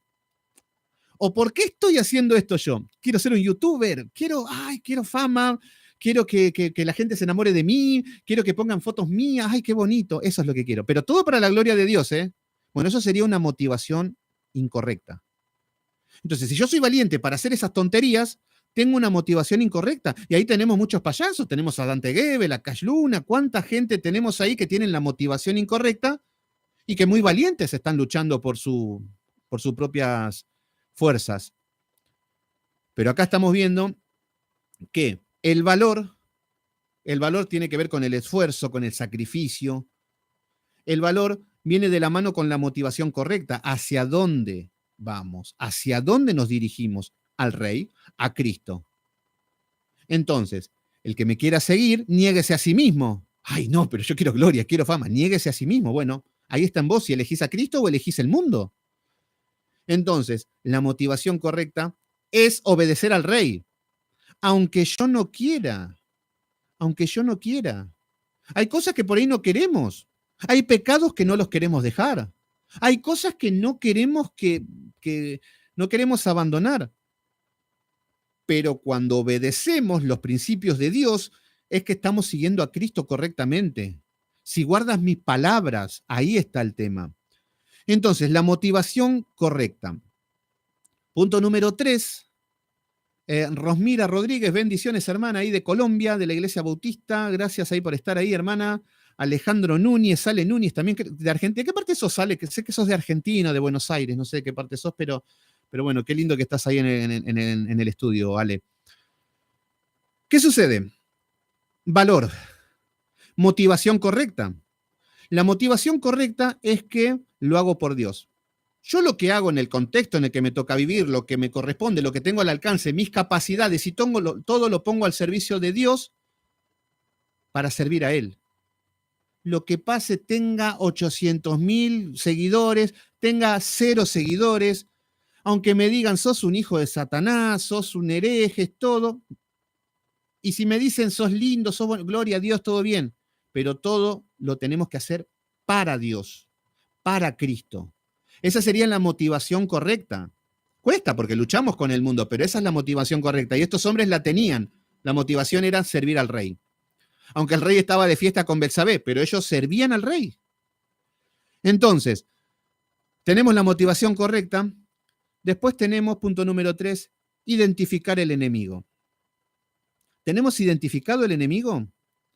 Estos hombres, da la casualidad que cuando se los nombras, están peleando contra los filisteos. Está peleando contra Satanás. Están peleando contra los amalecitas. Están peleando contra todos los enemigos y tienen bien identificados los enemigos. Estos hombres no están peleando en el mismo Israel. Cuando hay guerra civil o cuando hay rebelión, sí, están firmes. Pero estos hombres tenían bien identificado al enemigo. Nosotros, ¿tenemos identificado al enemigo? ¿O nos estamos peleando entre nosotros? O yo le estoy hablando a Juanito que está ahí escrito, yo le estoy hablando al otro, le empiezo a tirar palos al otro y... Bueno, identificar el enemigo, saber quién es Satanás y a quién atacar directamente. ¿Quiénes son los herejes? ¿Quiénes son los que están en contra y atentando contra Dios? ¿Quiénes son los que se están llevando las almas al infierno? Bueno, identificar el enemigo y pelear contra ellos. Entonces, este punto, identificar el enemigo es fundamental. Pero muchas veces tenemos cristianos que no pelean contra quién tienen que pelear y pelean contra los que no tienen que pelear. Y ahí tenemos el pueblo de Israel en el desierto, en Números. Ahí lo vemos murmurando al pueblo entre ellos, matándose entre ellos, que Moisés tiene la culpa, que Aarón, que yo, que esto, que el otro. Venía fuego del cielo, se arrepentían, seguían y ahí vemos lo mismo. Exactamente lo mismo. Entonces, el pueblo de Moisés no tenía identificado el enemigo. No tenía identificado de que tenían que llegar a una meta, a llegar a la tierra prometida. No. Lo que importa acá es el problema. Acá el chisme, el murmullo, que Moisés, que Aarón, que que Juanito, hasta que Dios. Estamos asqueados ya. El faraón nos daba pescado, ay, nos daba cebollitas de verdeo, qué rico con el faraón. Mentira, hijos de Satanás. Lo único que les daba el faraón eran azotes. ¿Qué significa? No tenían identificado al enemigo. Estos hombres tenían identificado al enemigo. Seguimos con la lectura y vemos que están siempre con David. Cuando nos dice, por ejemplo, cuando Nabal, la mujer de Nabal, Abigail, viene un criado y le dice, no, no sabes lo que hizo Nabal. Humilló a David y David va a venir a matarlo. Y David es un hombre bueno, David estuvo con nosotros, David nos protegió y él con los valientes estaban. Entonces, los valientes no estaban peleando contra Saúl. Los valientes no estaban peleando contra Nabal. Los valientes estaban peleando contra el enemigo, contra los filisteos. Entonces, lo que estamos viendo es que lo que vemos es que estos hombres, a ver, yo siempre trato, nunca predico en la carne. ¿Qué significaría predicar en la carne? Cuando sucede algo, busco la palabra para aprovechar para pegarles. No, yo soy apasionado con todo lo que aparece en la palabra y nos habla, trato de no predicar en eso. ¿Por qué? Porque una vez me pasó a mí que yo tuve un problema en una iglesia pentecostal, obviamente, y el pastor, en lugar de venir a hablar conmigo, se paró en el púlpito y empezó a hablar y hasta me tiró nombre, apellido y era muy en la carne. Y es un poco vergonzoso. Entonces yo siempre dije, nunca voy a hacer tal bajeza. Por eso nunca, si yo quiero decirle algo, voy a llamar a Juanito, Juanito, vení, te hablo en privado y vamos a charlar todo. Pero así en público, eso yo nunca, ¿no? Yo lo que hago. Por eso que nadie se sienta tocado nunca de que le estoy pegando a alguno personalmente. Dios me libre de eso. Trato de no hacerlo. Bueno, seguimos. Bueno, ni empezamos, pero estamos viendo esto. Entonces, estos valientes tienen valor, tienen la motivación correcta. Estos hombres tienen identificado el enemigo. Estos hombres son leales y fieles a David. Estos hombres no se cambian de bando. Ya vemos a lo largo de las escrituras que los hombres en jueces se escondían en cavernas, se escondían en pozos, se pasaban del lado del enemigo. Entonces, lo que vemos es que Maribel Beltrán, envío saludos a mi amiga, muy bien, saludos a tu amiga, que se fue a vivir a Texas, muy bien, bendiciones ahí, bueno, gracias Maribel, saludos para tu amiga. ¿Qué pasa? Fidelidad, estos hombres son fieles. A lo largo de la historia vemos como el pueblo de Israel se escondían en pozos, se iban del lado del enemigo, se iban para todas partes, pero estos hombres siempre se estuvieron fieles con David, con defectos y con virtudes. Joab era rebelde, era soberbio, hacía justicia por mano propia, todo, pero era un valiente. ¿Se entiende? Entonces, y por sobre todas las cosas, estos hombres tenían honor. Honor, que no se nos olvide esto. ¿Qué significa honor? Les preguntaría, ¿qué significa honor? No sé, la verdad que... Bueno, cuando hablamos de honor, les voy a dar un ejemplo. Honra a tu padre y a tu madre. ¿Qué significa? Respetalo. Estás honrando a tu... No, pero mi papá es malo. No. Honra a tu padre y a tu madre. No dice honra a tu padre y a tu madre, a no ser que sean malos. No está diciendo eso, no, honralos. Entonces, podés tener padres que sean de lo peor, pero uno como hijo de Dios no debe faltarle el respeto, no debe aprovecharse de las situaciones y debe respetar y honrar a sus padres. Estos hombres honraban a David. Estos hombres respetaban a David. Cayó en adulterio, hizo esto, no me interesa, yo lo honro, yo lo sigo. ¿Se entiende? Entonces, acá estamos, pero todo esto se lo ganó David, este respeto. Hoy todos los pastores modernos quieren que los honren, pero no tienen ninguna obra, no tienen ningún fruto, no tienen nada, pero de una manera autoritaria los tienen que amar. Bueno, eso es falso. David se había ganado la honra, porque era un hombre respetable, porque era un hombre de bien. Entonces, David va a empezar a hablar ahora orgulloso de esos hombres. Los va a empezar a nombrar ahora. Ya estuvo hablando con Dios de su gloria, cuando lo sacó de la pobreza. Bueno, ya vimos lo que era el cántico de David. Ahora va a hablar de sus hombres. Estos son mis hombres. Imagínense lo orgulloso que está David. Estos son los que pelearon por mí. Estos son los que dieron la vida por mí. De ellos va a empezar a hablar ahora. ¿Y Jesús hablará así de nosotros? ¿O somos como Simei, que tiraban piedras y pegaban y insultaban?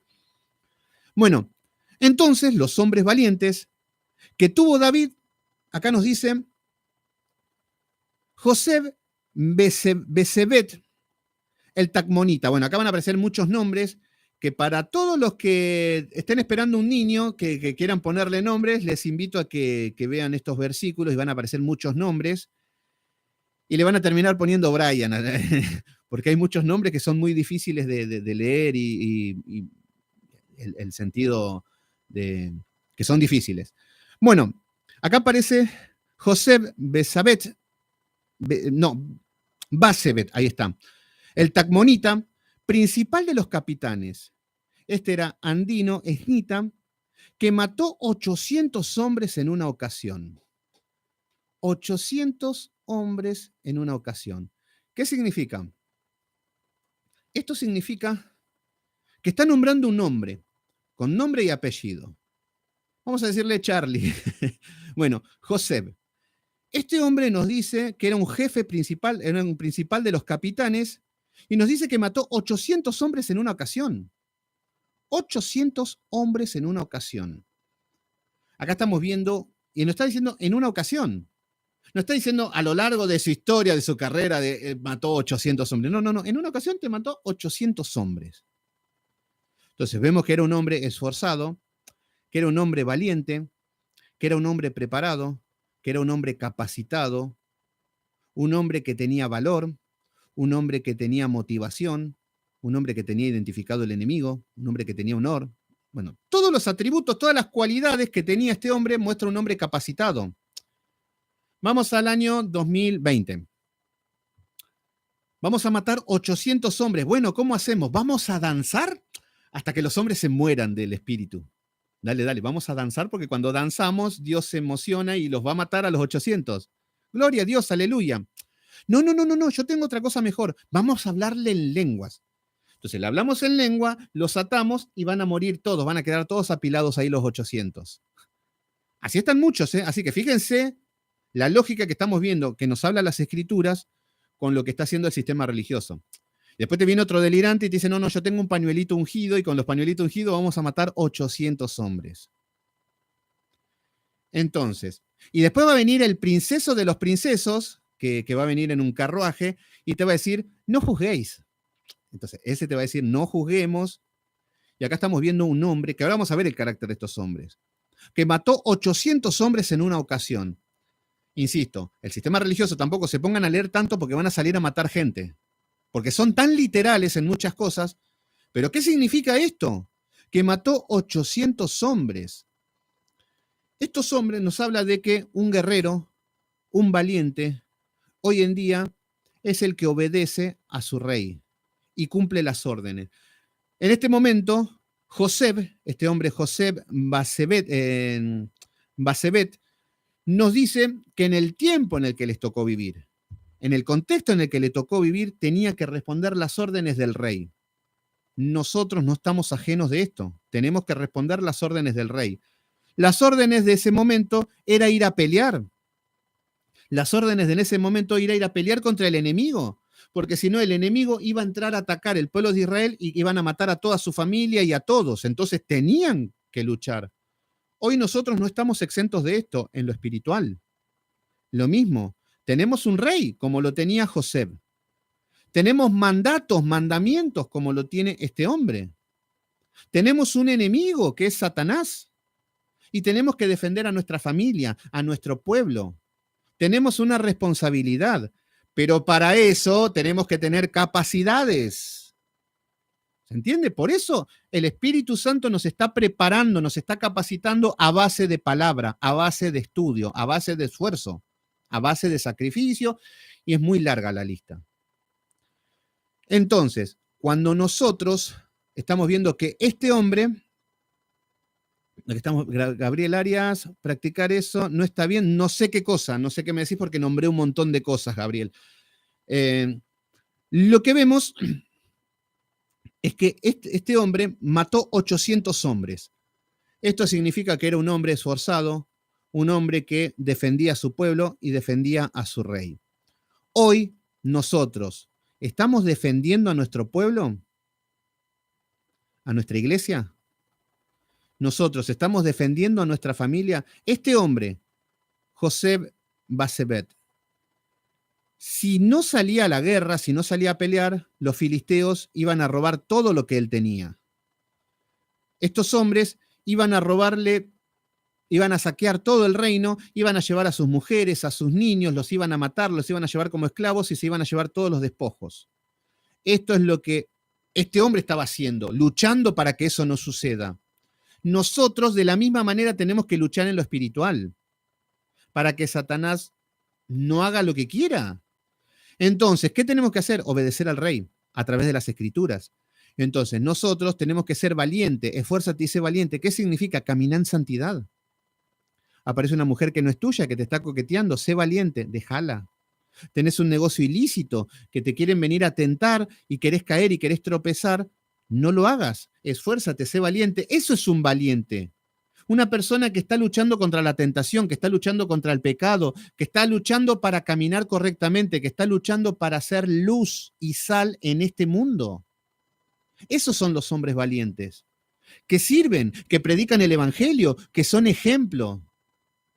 Y que lo hacen no por una motivación incorrecta, porque yo veo muchos predicadores que lo hacen por dinero, que lo hacen por fama, que lo hacen por soberbia, por una posición. Pero hay muchos hombres que lo hacen por amor a Dios. Entonces, si yo rechazo a una amante que me está mandando mensajes y que no es mi mujer, la rechazo, la dejo, es por amor a Dios.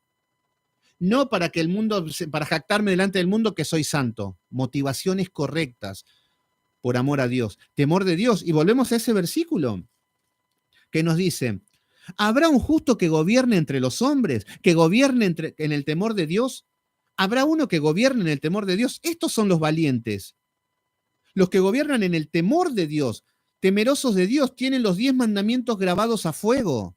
Tienen miedo de defraudar a Dios. Se sienten mal cuando pecan, cuando caen.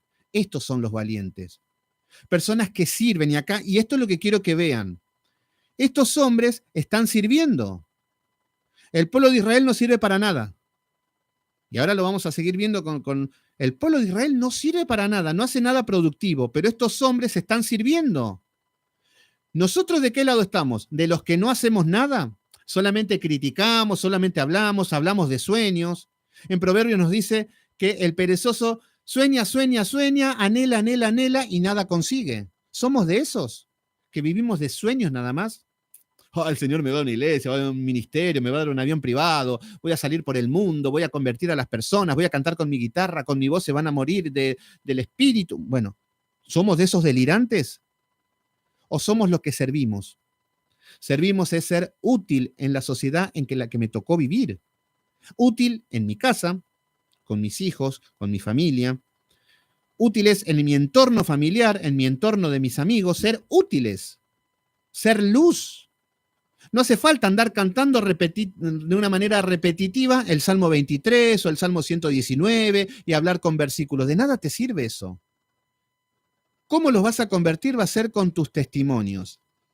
Entonces, Gabriel Arias, y bueno, las lenguas sí hay que hacer un estudio profundo. Por eso, pero yo les diría que mejor obedezcan, que mejor cumplan con las leyes en lugar de estar hablando otro idioma. Va a ser más certero, después lo estudiamos y vemos. Pero, y lo podemos aplicar con esto. Un valiente hoy en día es el que cumple con la voluntad de Dios, no el que habla en lenguas. Hablar en lengua, no sé qué rabasalla, es algo que ni Dios entiende qué significa eso. Pero bueno, estos hombres eran valientes. Los hombres de hoy también tienen que cumplir con su responsabilidad. Por ejemplo, ¿quiénes serían? Mario Muñoz, ¿cómo andás, hermano? Gracias por estar ahí, Mario. ¿Qué significa esto? A ver, por ejemplo, un hombre valiente, estos hombres tenían que pelear contra los filisteos. Contra los filisteos, sí, vayan al don de lenguas, que el hermano David Silva Donoso les va a hablar un poquito más, les digo que los agreguen, para que vean un poquito más la luz de las lenguas y todas esas cosas, que es importante, pero como me están diciendo, sí, no es parte del tema. Sí y no, porque estamos viendo la línea de estudio de Samuel. ¿Y qué le iba a decir que me estaba olvidando ya? Los valientes de hoy en día. Estos hombres peleaban contra los filisteos. Venían con la espada a matarlos. Bueno, los valientes de hoy estamos luchando contra la ideología de género, que vienen no con una espada, vienen con una bomba atómica. Estamos luchando contra el aborto, el asesinato de niños. Los valientes tendríamos que estar luchando contra todo lo que son leyes de matrimonios igualitarios, todo lo que son leyes que atentan contra los mandamientos de Dios. ¿Cómo funciona esto? Nosotros, en el libro de Romanos, nos habla acerca de que debemos someternos a todas las autoridades. Es verdad. Entonces, el gobierno te dice, te voy a aumentar los impuestos, aumentalos, te voy a recortar el salario, recortalo, te voy a aumentar todos los precios, aumentalo, te voy a poner una dictadura y no pueden salir a las 10 de la noche, hacelo. Bueno, haz todo lo que quieras y nos debemos someter. Ahora, no te metas con los principios que violan los mandamientos. Entonces, si atentás uno de mis mandamientos, ahí yo ya no me someto. Entonces, si te quieren imponer que un hombre ande con un hombre es lo más hermoso que hay en el mundo, yo no lo puedo aceptar porque mi Dios no lo acepta. Entonces, hasta ahí llegó mi amistad. Y ahí te vas a tener que enfrentar y abstener a las consecuencias. Pero los valientes son los que enfrentan a esto. Pero da la casualidad de que el sistema religioso están tan felices, feminismos en la iglesia, vemos pastoras, vemos que hasta con pañuelos verdes. ¿Saben cuántos abortos deben haber en el sistema religioso que no se entera nadie? Debe ser moneda corriente esas cosas. Entonces vemos iglesias que se venden detrás de todos estos enemigos. Pero los valientes son los que dicen no. Los valientes son los que dicen, no, yo no me voy a inclinar ante esto. Y ni hablar en el sistema religioso. Los valientes son los que se presentan y dan pelea contra la apostasía. Esto es herejía, esto es apostasía, esto están atentando contra la gloria de Dios. Esos son los valientes. Esos son los que luchan. Y da la casualidad que estos valientes tenían una espada. ¿Cuál es nuestra espada? La Biblia. La palabra nos dice que la Biblia es la espada. Cortante como espada de dos filos, nos dicen. Bueno, entonces, todo este carácter estamos viendo que lo tenemos que aplicar para nosotros. No hay que decir, ay, qué lindo los valientes de David, un aplauso para ellos. ¿Y vos qué estás haciendo? ¿Yo qué estoy haciendo? No, yo soy un princeso que decreto, porque mi boquita tiene poder. Bueno, entonces, acá estamos viendo que este hombre mató 800 hombres en una ocasión. Bastante bien, ¿eh? Vemos que estos hombres trabajaban para el rey sin importar la gloria humana. Estos hombres estaban pensando en la guerra. Estos hombres nacieron para ir a la guerra. Estos hombres están capacitados para ir a la guerra. No están esperando que el pueblo le dé la gloria, les dé aplauso. No están esperando nada. Ellos van y hacen lo que tienen que hacer. Y lo mismo con nosotros. Nosotros no tenemos que estar esperando fama, no tenemos que estar esperando dinero, no tenemos que estar esperando nada del hombre. Si viene gloria a Dios, por ahí Dios te mima y sí, gloria a Dios. Pero no es el objetivo, porque nosotros tenemos que cumplir con un deber, ser valiente, predicar el evangelio, ser luz, ser sal. Versículo número 9, acá aparece otro de los valientes.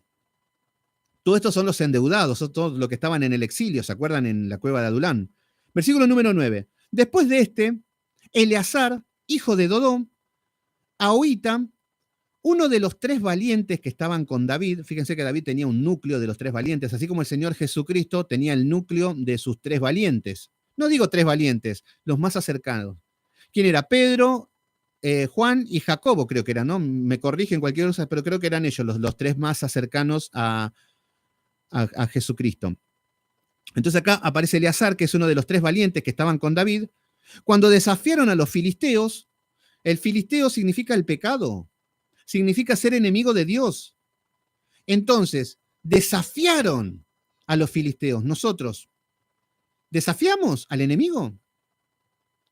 Si hay un pastor predicando herejías a más no poder, ¿qué le decimos? No, que Dios lo juzgue. O les decimos, no, hermano, la Biblia dice otra cosa. Elijan. En el mundo te están hablando de que toda la promiscuidad sexual es lo mejor que te puede pasar en la vida. Ahí tenés el enemigo, ¿lo desafías? Oh, no, que el Señor ejecute el juicio, Él sabrá, yo tengo todo amor, yo no soy quien para juzgar. Entonces, ¿se entiende qué es lo que se nos demanda a nosotros como hijos de Dios para hacer luz? Valor. Que no se les pase por alto, valor. Entonces, acá estamos viendo que Eleazar uno de los 3 valientes de David, cuando desafiaron a los filisteos que se habían reunido allí para la batalla, para pelear, se reúnen para pelear. ¿Nosotros para qué nos reunimos? Para chusmear, para hablar del hermano Juanito, que hace tantas cosas malas. Entonces, acá lo que estamos viendo es que se están preparando para la batalla. Y se habían alejado los hombres de Israel. ¿Qué vemos acá? Siempre el pueblo santo de Israel. Estos tendrían que ir a la batalla también. No, pero acá estamos viendo que Eleazar, uno de los 3 valientes que estaban con David, desafiaron a los filisteos y el pueblo de Israel sale corriendo, fiel a su costumbre. ¿Qué significa que Israel salen corriendo? ¿Quiénes son los que salen corriendo? Son los que viven en el confort. Los que son estas personas que se habían alejado, los hombres de Israel, son las personas que no están en la batalla. Estos son los princesos, para que entiendan un poquito. ¿Quiénes son los princesos? Son las personas que dicen, no juzguemos, yo soy todo amor, Dios es todo amor. Y cuando hay un tema donde tiene que aparecer y resplandecer la luz del Evangelio, brillan por su ausencia.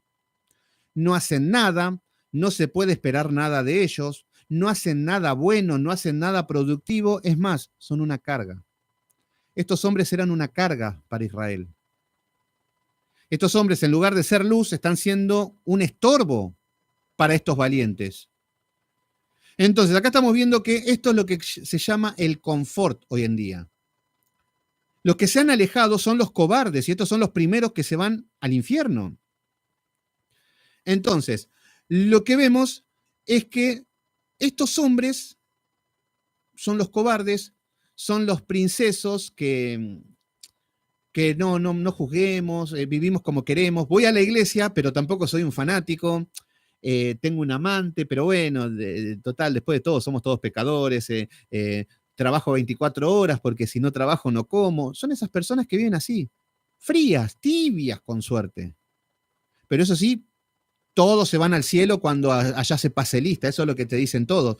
Pero bueno, acá estamos viendo que esta es la diferencia. Y esto es lo que vemos en el sistema religioso. En una iglesia vas a ver esto.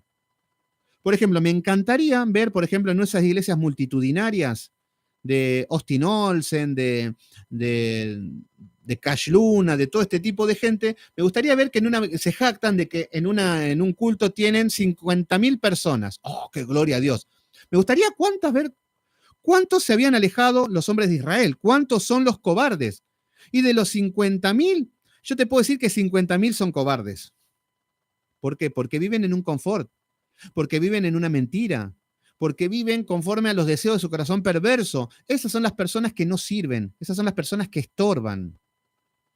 Ese es el nuevo movimiento que se ve hoy de princesos por todas partes. Entonces, acá estamos viendo que estos valientes se diferenciaban. Y esto es lo que siempre vamos a ver la diferencia. Por un lado tenemos los civiles y por otro lado tenemos los soldados. Siempre se divide así. Los civiles por un lado, que es la gente común y corriente, y por el otro lado los soldados. Que los soldados están llamados para otra cosa. ¿Se entiende? Y a esto es lo que estamos siendo llamados, a ser soldados.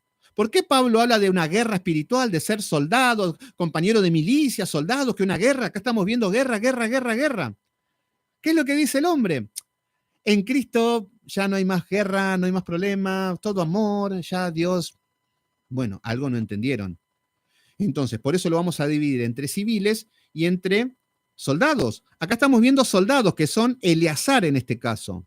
Y por otro lado tenemos los civiles que salen corriendo. Y fíjense este hombre, qué dato, fíjense qué cosa, qué loco, nos dice en el versículo 10. Este se levantó e hirió a los filisteos hasta que su mano se cansó. ¿Qué significa? Su mano se cansó, tenía la espada en su mano. Esto significa que los guerreros, los soldados, también se cansan. Esto no es algo lógico, es algo común. Mismo David se había cansado y que vino Abisai a defenderlo contra un gigante. Entonces, ¿te podés cansar? Sí, te podés cansar. Y fíjense lo que dice, que su mano se cansó y quedó pegada a su mano la espada. Fíjense qué escena que está mostrando que Eleazar estaba peleando, ya fíjense lo que son los antecedentes, el otro ya había matado 800, este en el medio de la pelea ya estaba cansado, en el medio de la pelea, y la mano quedó pegada a la espada. ¿Qué significa esto? Esto significa que este hombre estaba horas y horas en el medio de la guerra, horas y horas bañado en sangre.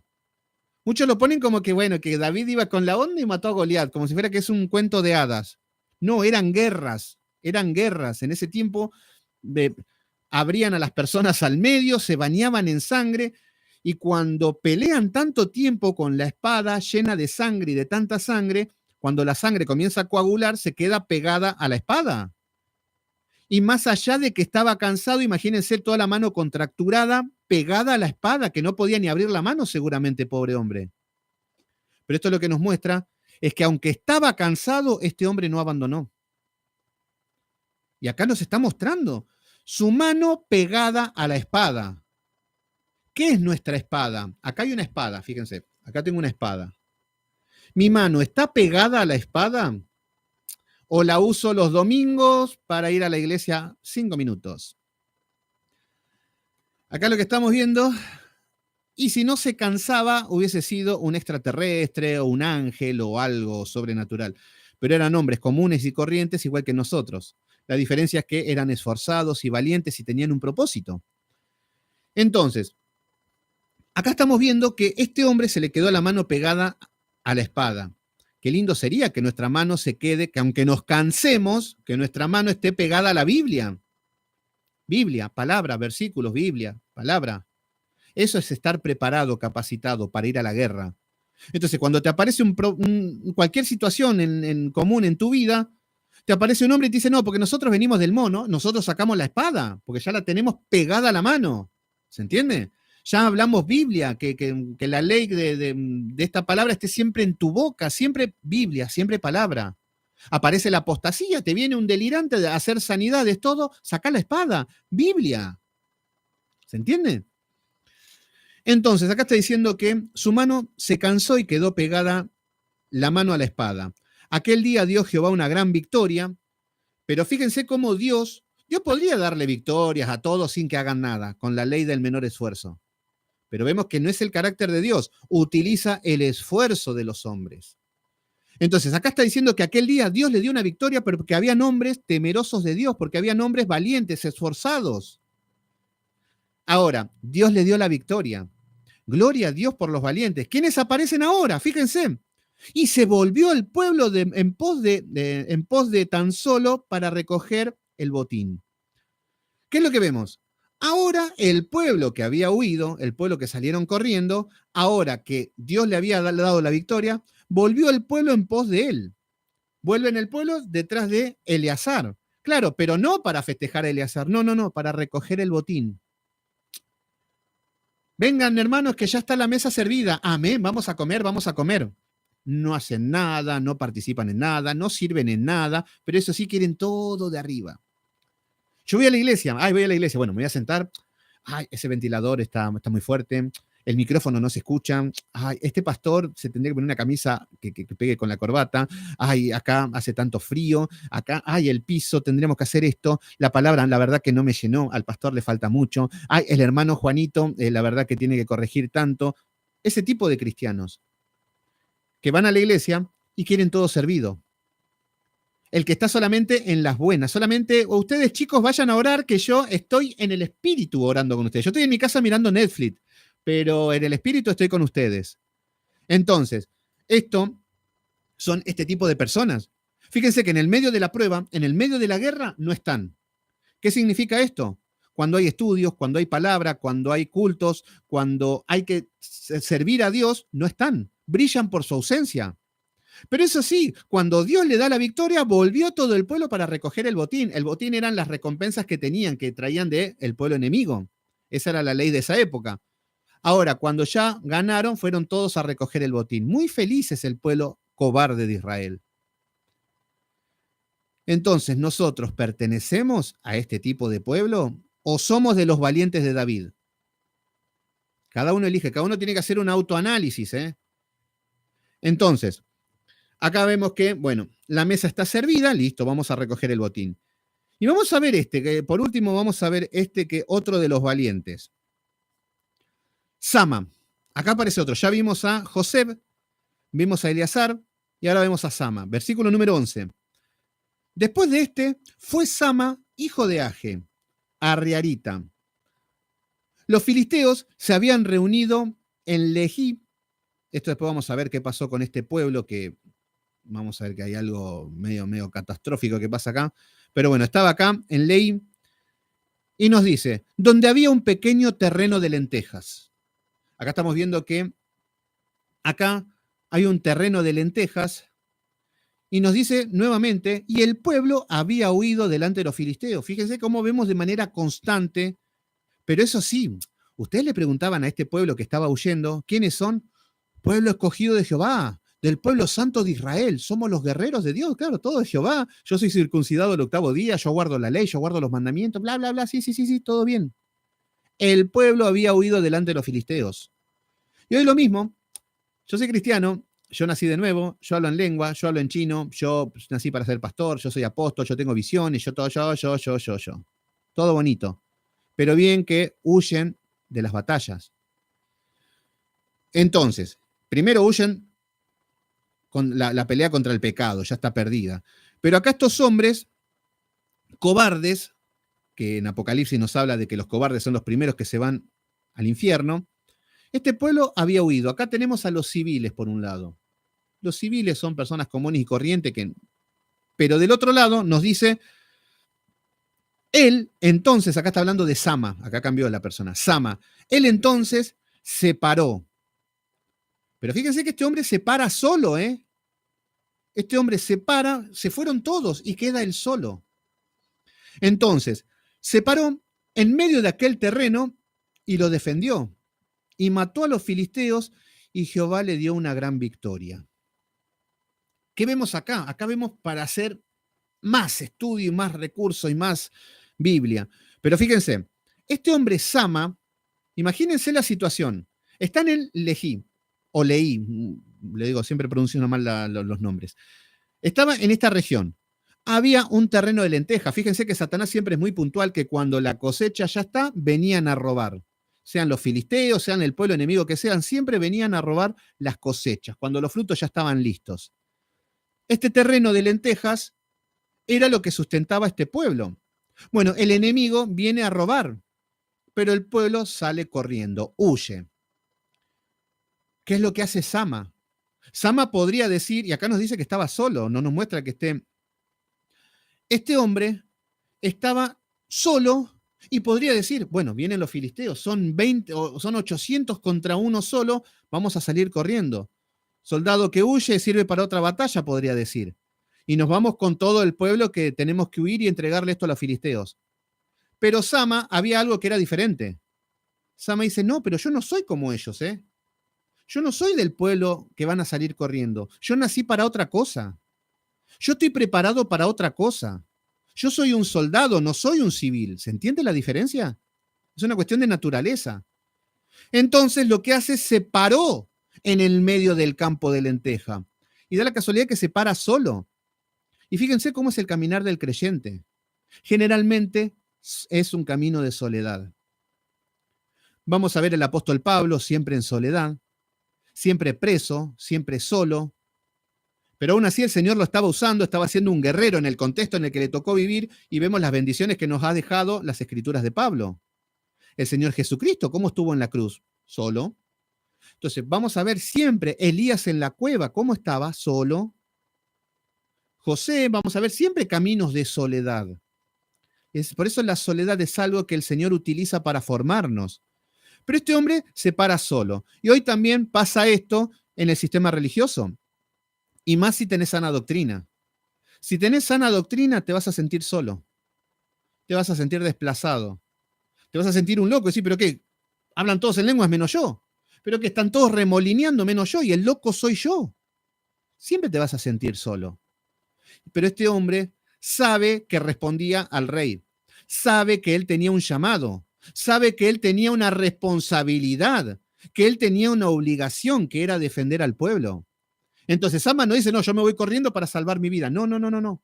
Yo no soy de parte de esto. Yo me planto acá, dice que se paró y vamos a pelear, que yo para esto he nacido. Para esto fui llamado. Esto es lo mío. Esto es lo que amo hacer. Esto es lo que hacen los guerreros, por más que estén solos. Entonces acá estamos viendo que este hombre se planta delante de los filisteos y los defendió. Por eso fíjense que este hombre, Sama, como Eleazar, no están haciendo esto por una gloria humana.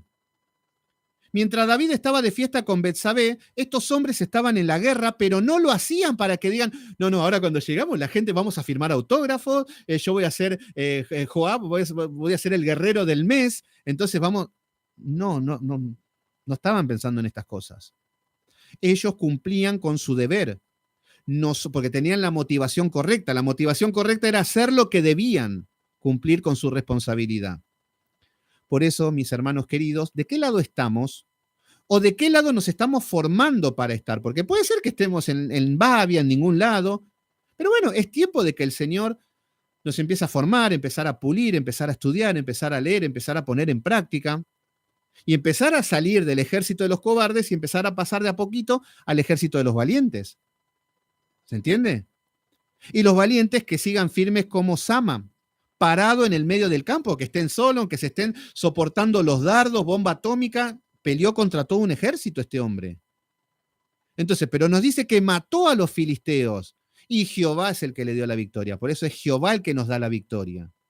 Muchas veces nos vamos a sentir atormentados, muchas veces nos vamos a sentir que nos están bombardeando por todas partes, que están complotando, que están mintiendo, que están injuriando y parece que no damos abasto y decimos como Elías, Señor, solo yo he quedado. Pero Jehová te dio una gran victoria, eso es lo que le está diciendo a Sama. Entonces, acá estamos viendo, leemos un versículo más y nos dice, y 3 de los 30 jefes descendieron y vinieron en el tiempo de la siega a David en la cueva de Adulán. Fíjense que acá está hablando de la cueva de Adulán, por eso estos hombres nos está hablando de ese tiempo y de todo lo que eran estos hombres, cómo se levantaban como valientes, cómo estaban organizados. Fíjense que está hablando de que, por ejemplo, José era principal de los capitanes, vemos que eran hombres que estaban en Joab, era el general, tenían roles, cada uno cumplía con su responsabilidad, porque estaban todos llamados por Dios, estaban todos sirviendo al rey. Pero bueno, mis queridos hermanos, Walter Totora Paredes, bendiciones, mi hermano querido, ahí, gracias por estar ahí. Así que bueno, vamos a continuar mañana. Desde este versículo, desde el 13, vamos a seguir mañana, cerramos con este versículo y vemos que ya estamos en el final, ya no creo que lo veamos mañana todo el final, pero el lunes más tardar lo terminamos el libro. Vamos a ver el censo de David también, que David se va a poner un poquito soberbio. Yo quiero fama, quiero un poquito de, me lo merezco, después de todo. Y vamos a ver que Dios se enoja. Y vamos a ver que hay más rebeliones todavía. Termina el libro de Samuel, pero sigue en Reyes. En Reyes vamos a ver que siguen más rebeliones. Un hijo se rebela nuevamente y vemos que pobre David llevó una vida intensa. Así que bueno, mis queridos hermanos, hemos terminado. Gracias a todos. Gracias a todos mis hermanos que están ahí. Y vamos a terminar en oración. Poderoso Dios, Padre Santo, en el poderoso nombre de Jesús, te damos gracias nuevamente por tu porción de la palabra bíblica.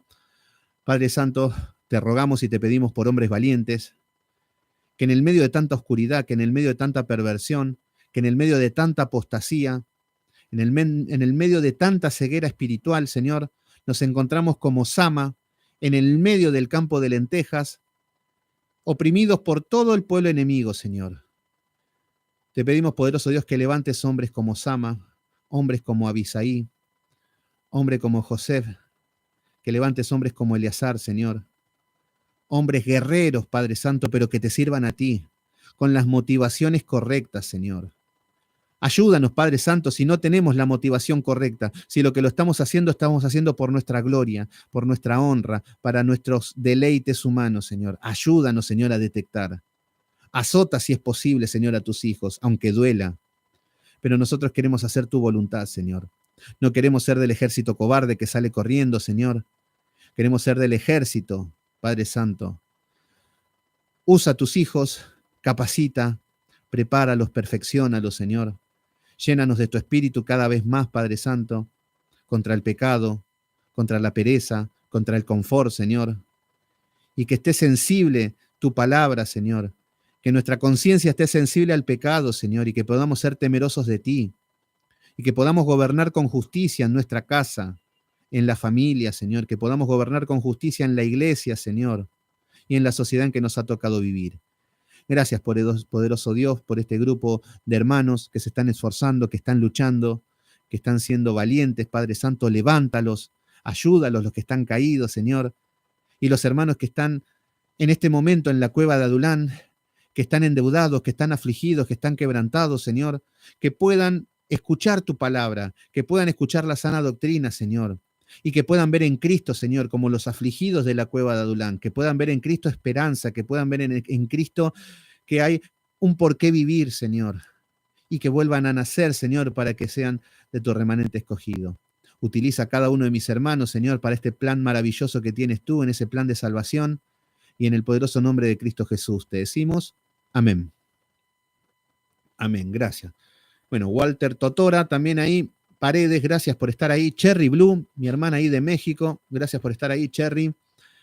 Joelisa Pérez Padilla, gracias por estar ahí, capacitándonos, exactamente, seguimos capacitándonos y amar al Rey, lo hacemos por el Rey, no lo hacemos por fama, no lo hacemos por dinero, no lo hacemos por reputación, por prestigio. Luisa de la Cruz, qué lindo Luisa que siempre estás ahí, gracias por estar. Robert Cabrera, Cari Jiménez, muchas gracias a vos. Gabriel Arias, nunca escuché palabras así, impresionante. Bueno, Gabriel, te invito a mi Facebook, Sebastián Céspedes, que me agregues y podemos estar en contacto. Todos los días hacemos estudio, excepto los sábados, en esta hora, por este mismo canal, mi canal de YouTube. En mi canal podés encontrar muchos estudios más y podés ir, empezar a sumergirte en la palabra. Entonces, bueno, damos gracias a Dios porque se van sumando personas. Emilia Sosa, Udelia Harrick, Cherry Blue, muy bien ahí, gracias por compartir. No, gracias a ustedes por estar ahí. Ani Sánchez Quintana también. Mario Muñoz también, Mario, ahí el hermano de Biblia Libre, gracias por estar ahí. Y Dalina Bedim también. Bueno, búscalo, Gabriel Arias. Y si no, mañana a esta misma hora vamos a estar en el mismo canal y continuamos de donde dejamos. Esto es en vivo. FR, aquí estoy también, Sebastián, soy... Lou Martínez, ¿cómo andas, Lou? Que ahí estás bien de México. Bueno, qué lindo que estás ahí. Maribel Beltrán también, muy buenas noches, gracias ahí. Yoli Gallegos también. Seguimos orando por Yoli, por su salud y todos, así que, pero seguimos fortaleciéndonos. Ahí están los valientes que están luchando, cada uno en el contexto que le toca vivir. No se asusten por las leves tribulaciones, como si algo aconteciera, nos dice la palabra. Así que bueno, gracias a todos por estar ahí. La verdad que son una gran compañía. Y bueno, me estoy poniendo un poquito melancólico, así que bueno, dejamos y nos vemos mañana. Así que dale. Mañana, 19:30 horas, continuamos. Vamos a seguir viendo un poco más lo de los guerreros. Los guerreros me apasiona, me encanta esa parte. Y después vamos a ver el censo. Así que bueno, gracias a todos. Nada más que decir. Los dejo tranquilos a cenar, a estar con la familia. Ya con la paz del Señor pueden ir a hacer sus cosas, sus quehaceres. Y mañana a luchar como guerreros en nuestra vida cotidiana. Así que nada más. Que Dios los bendiga.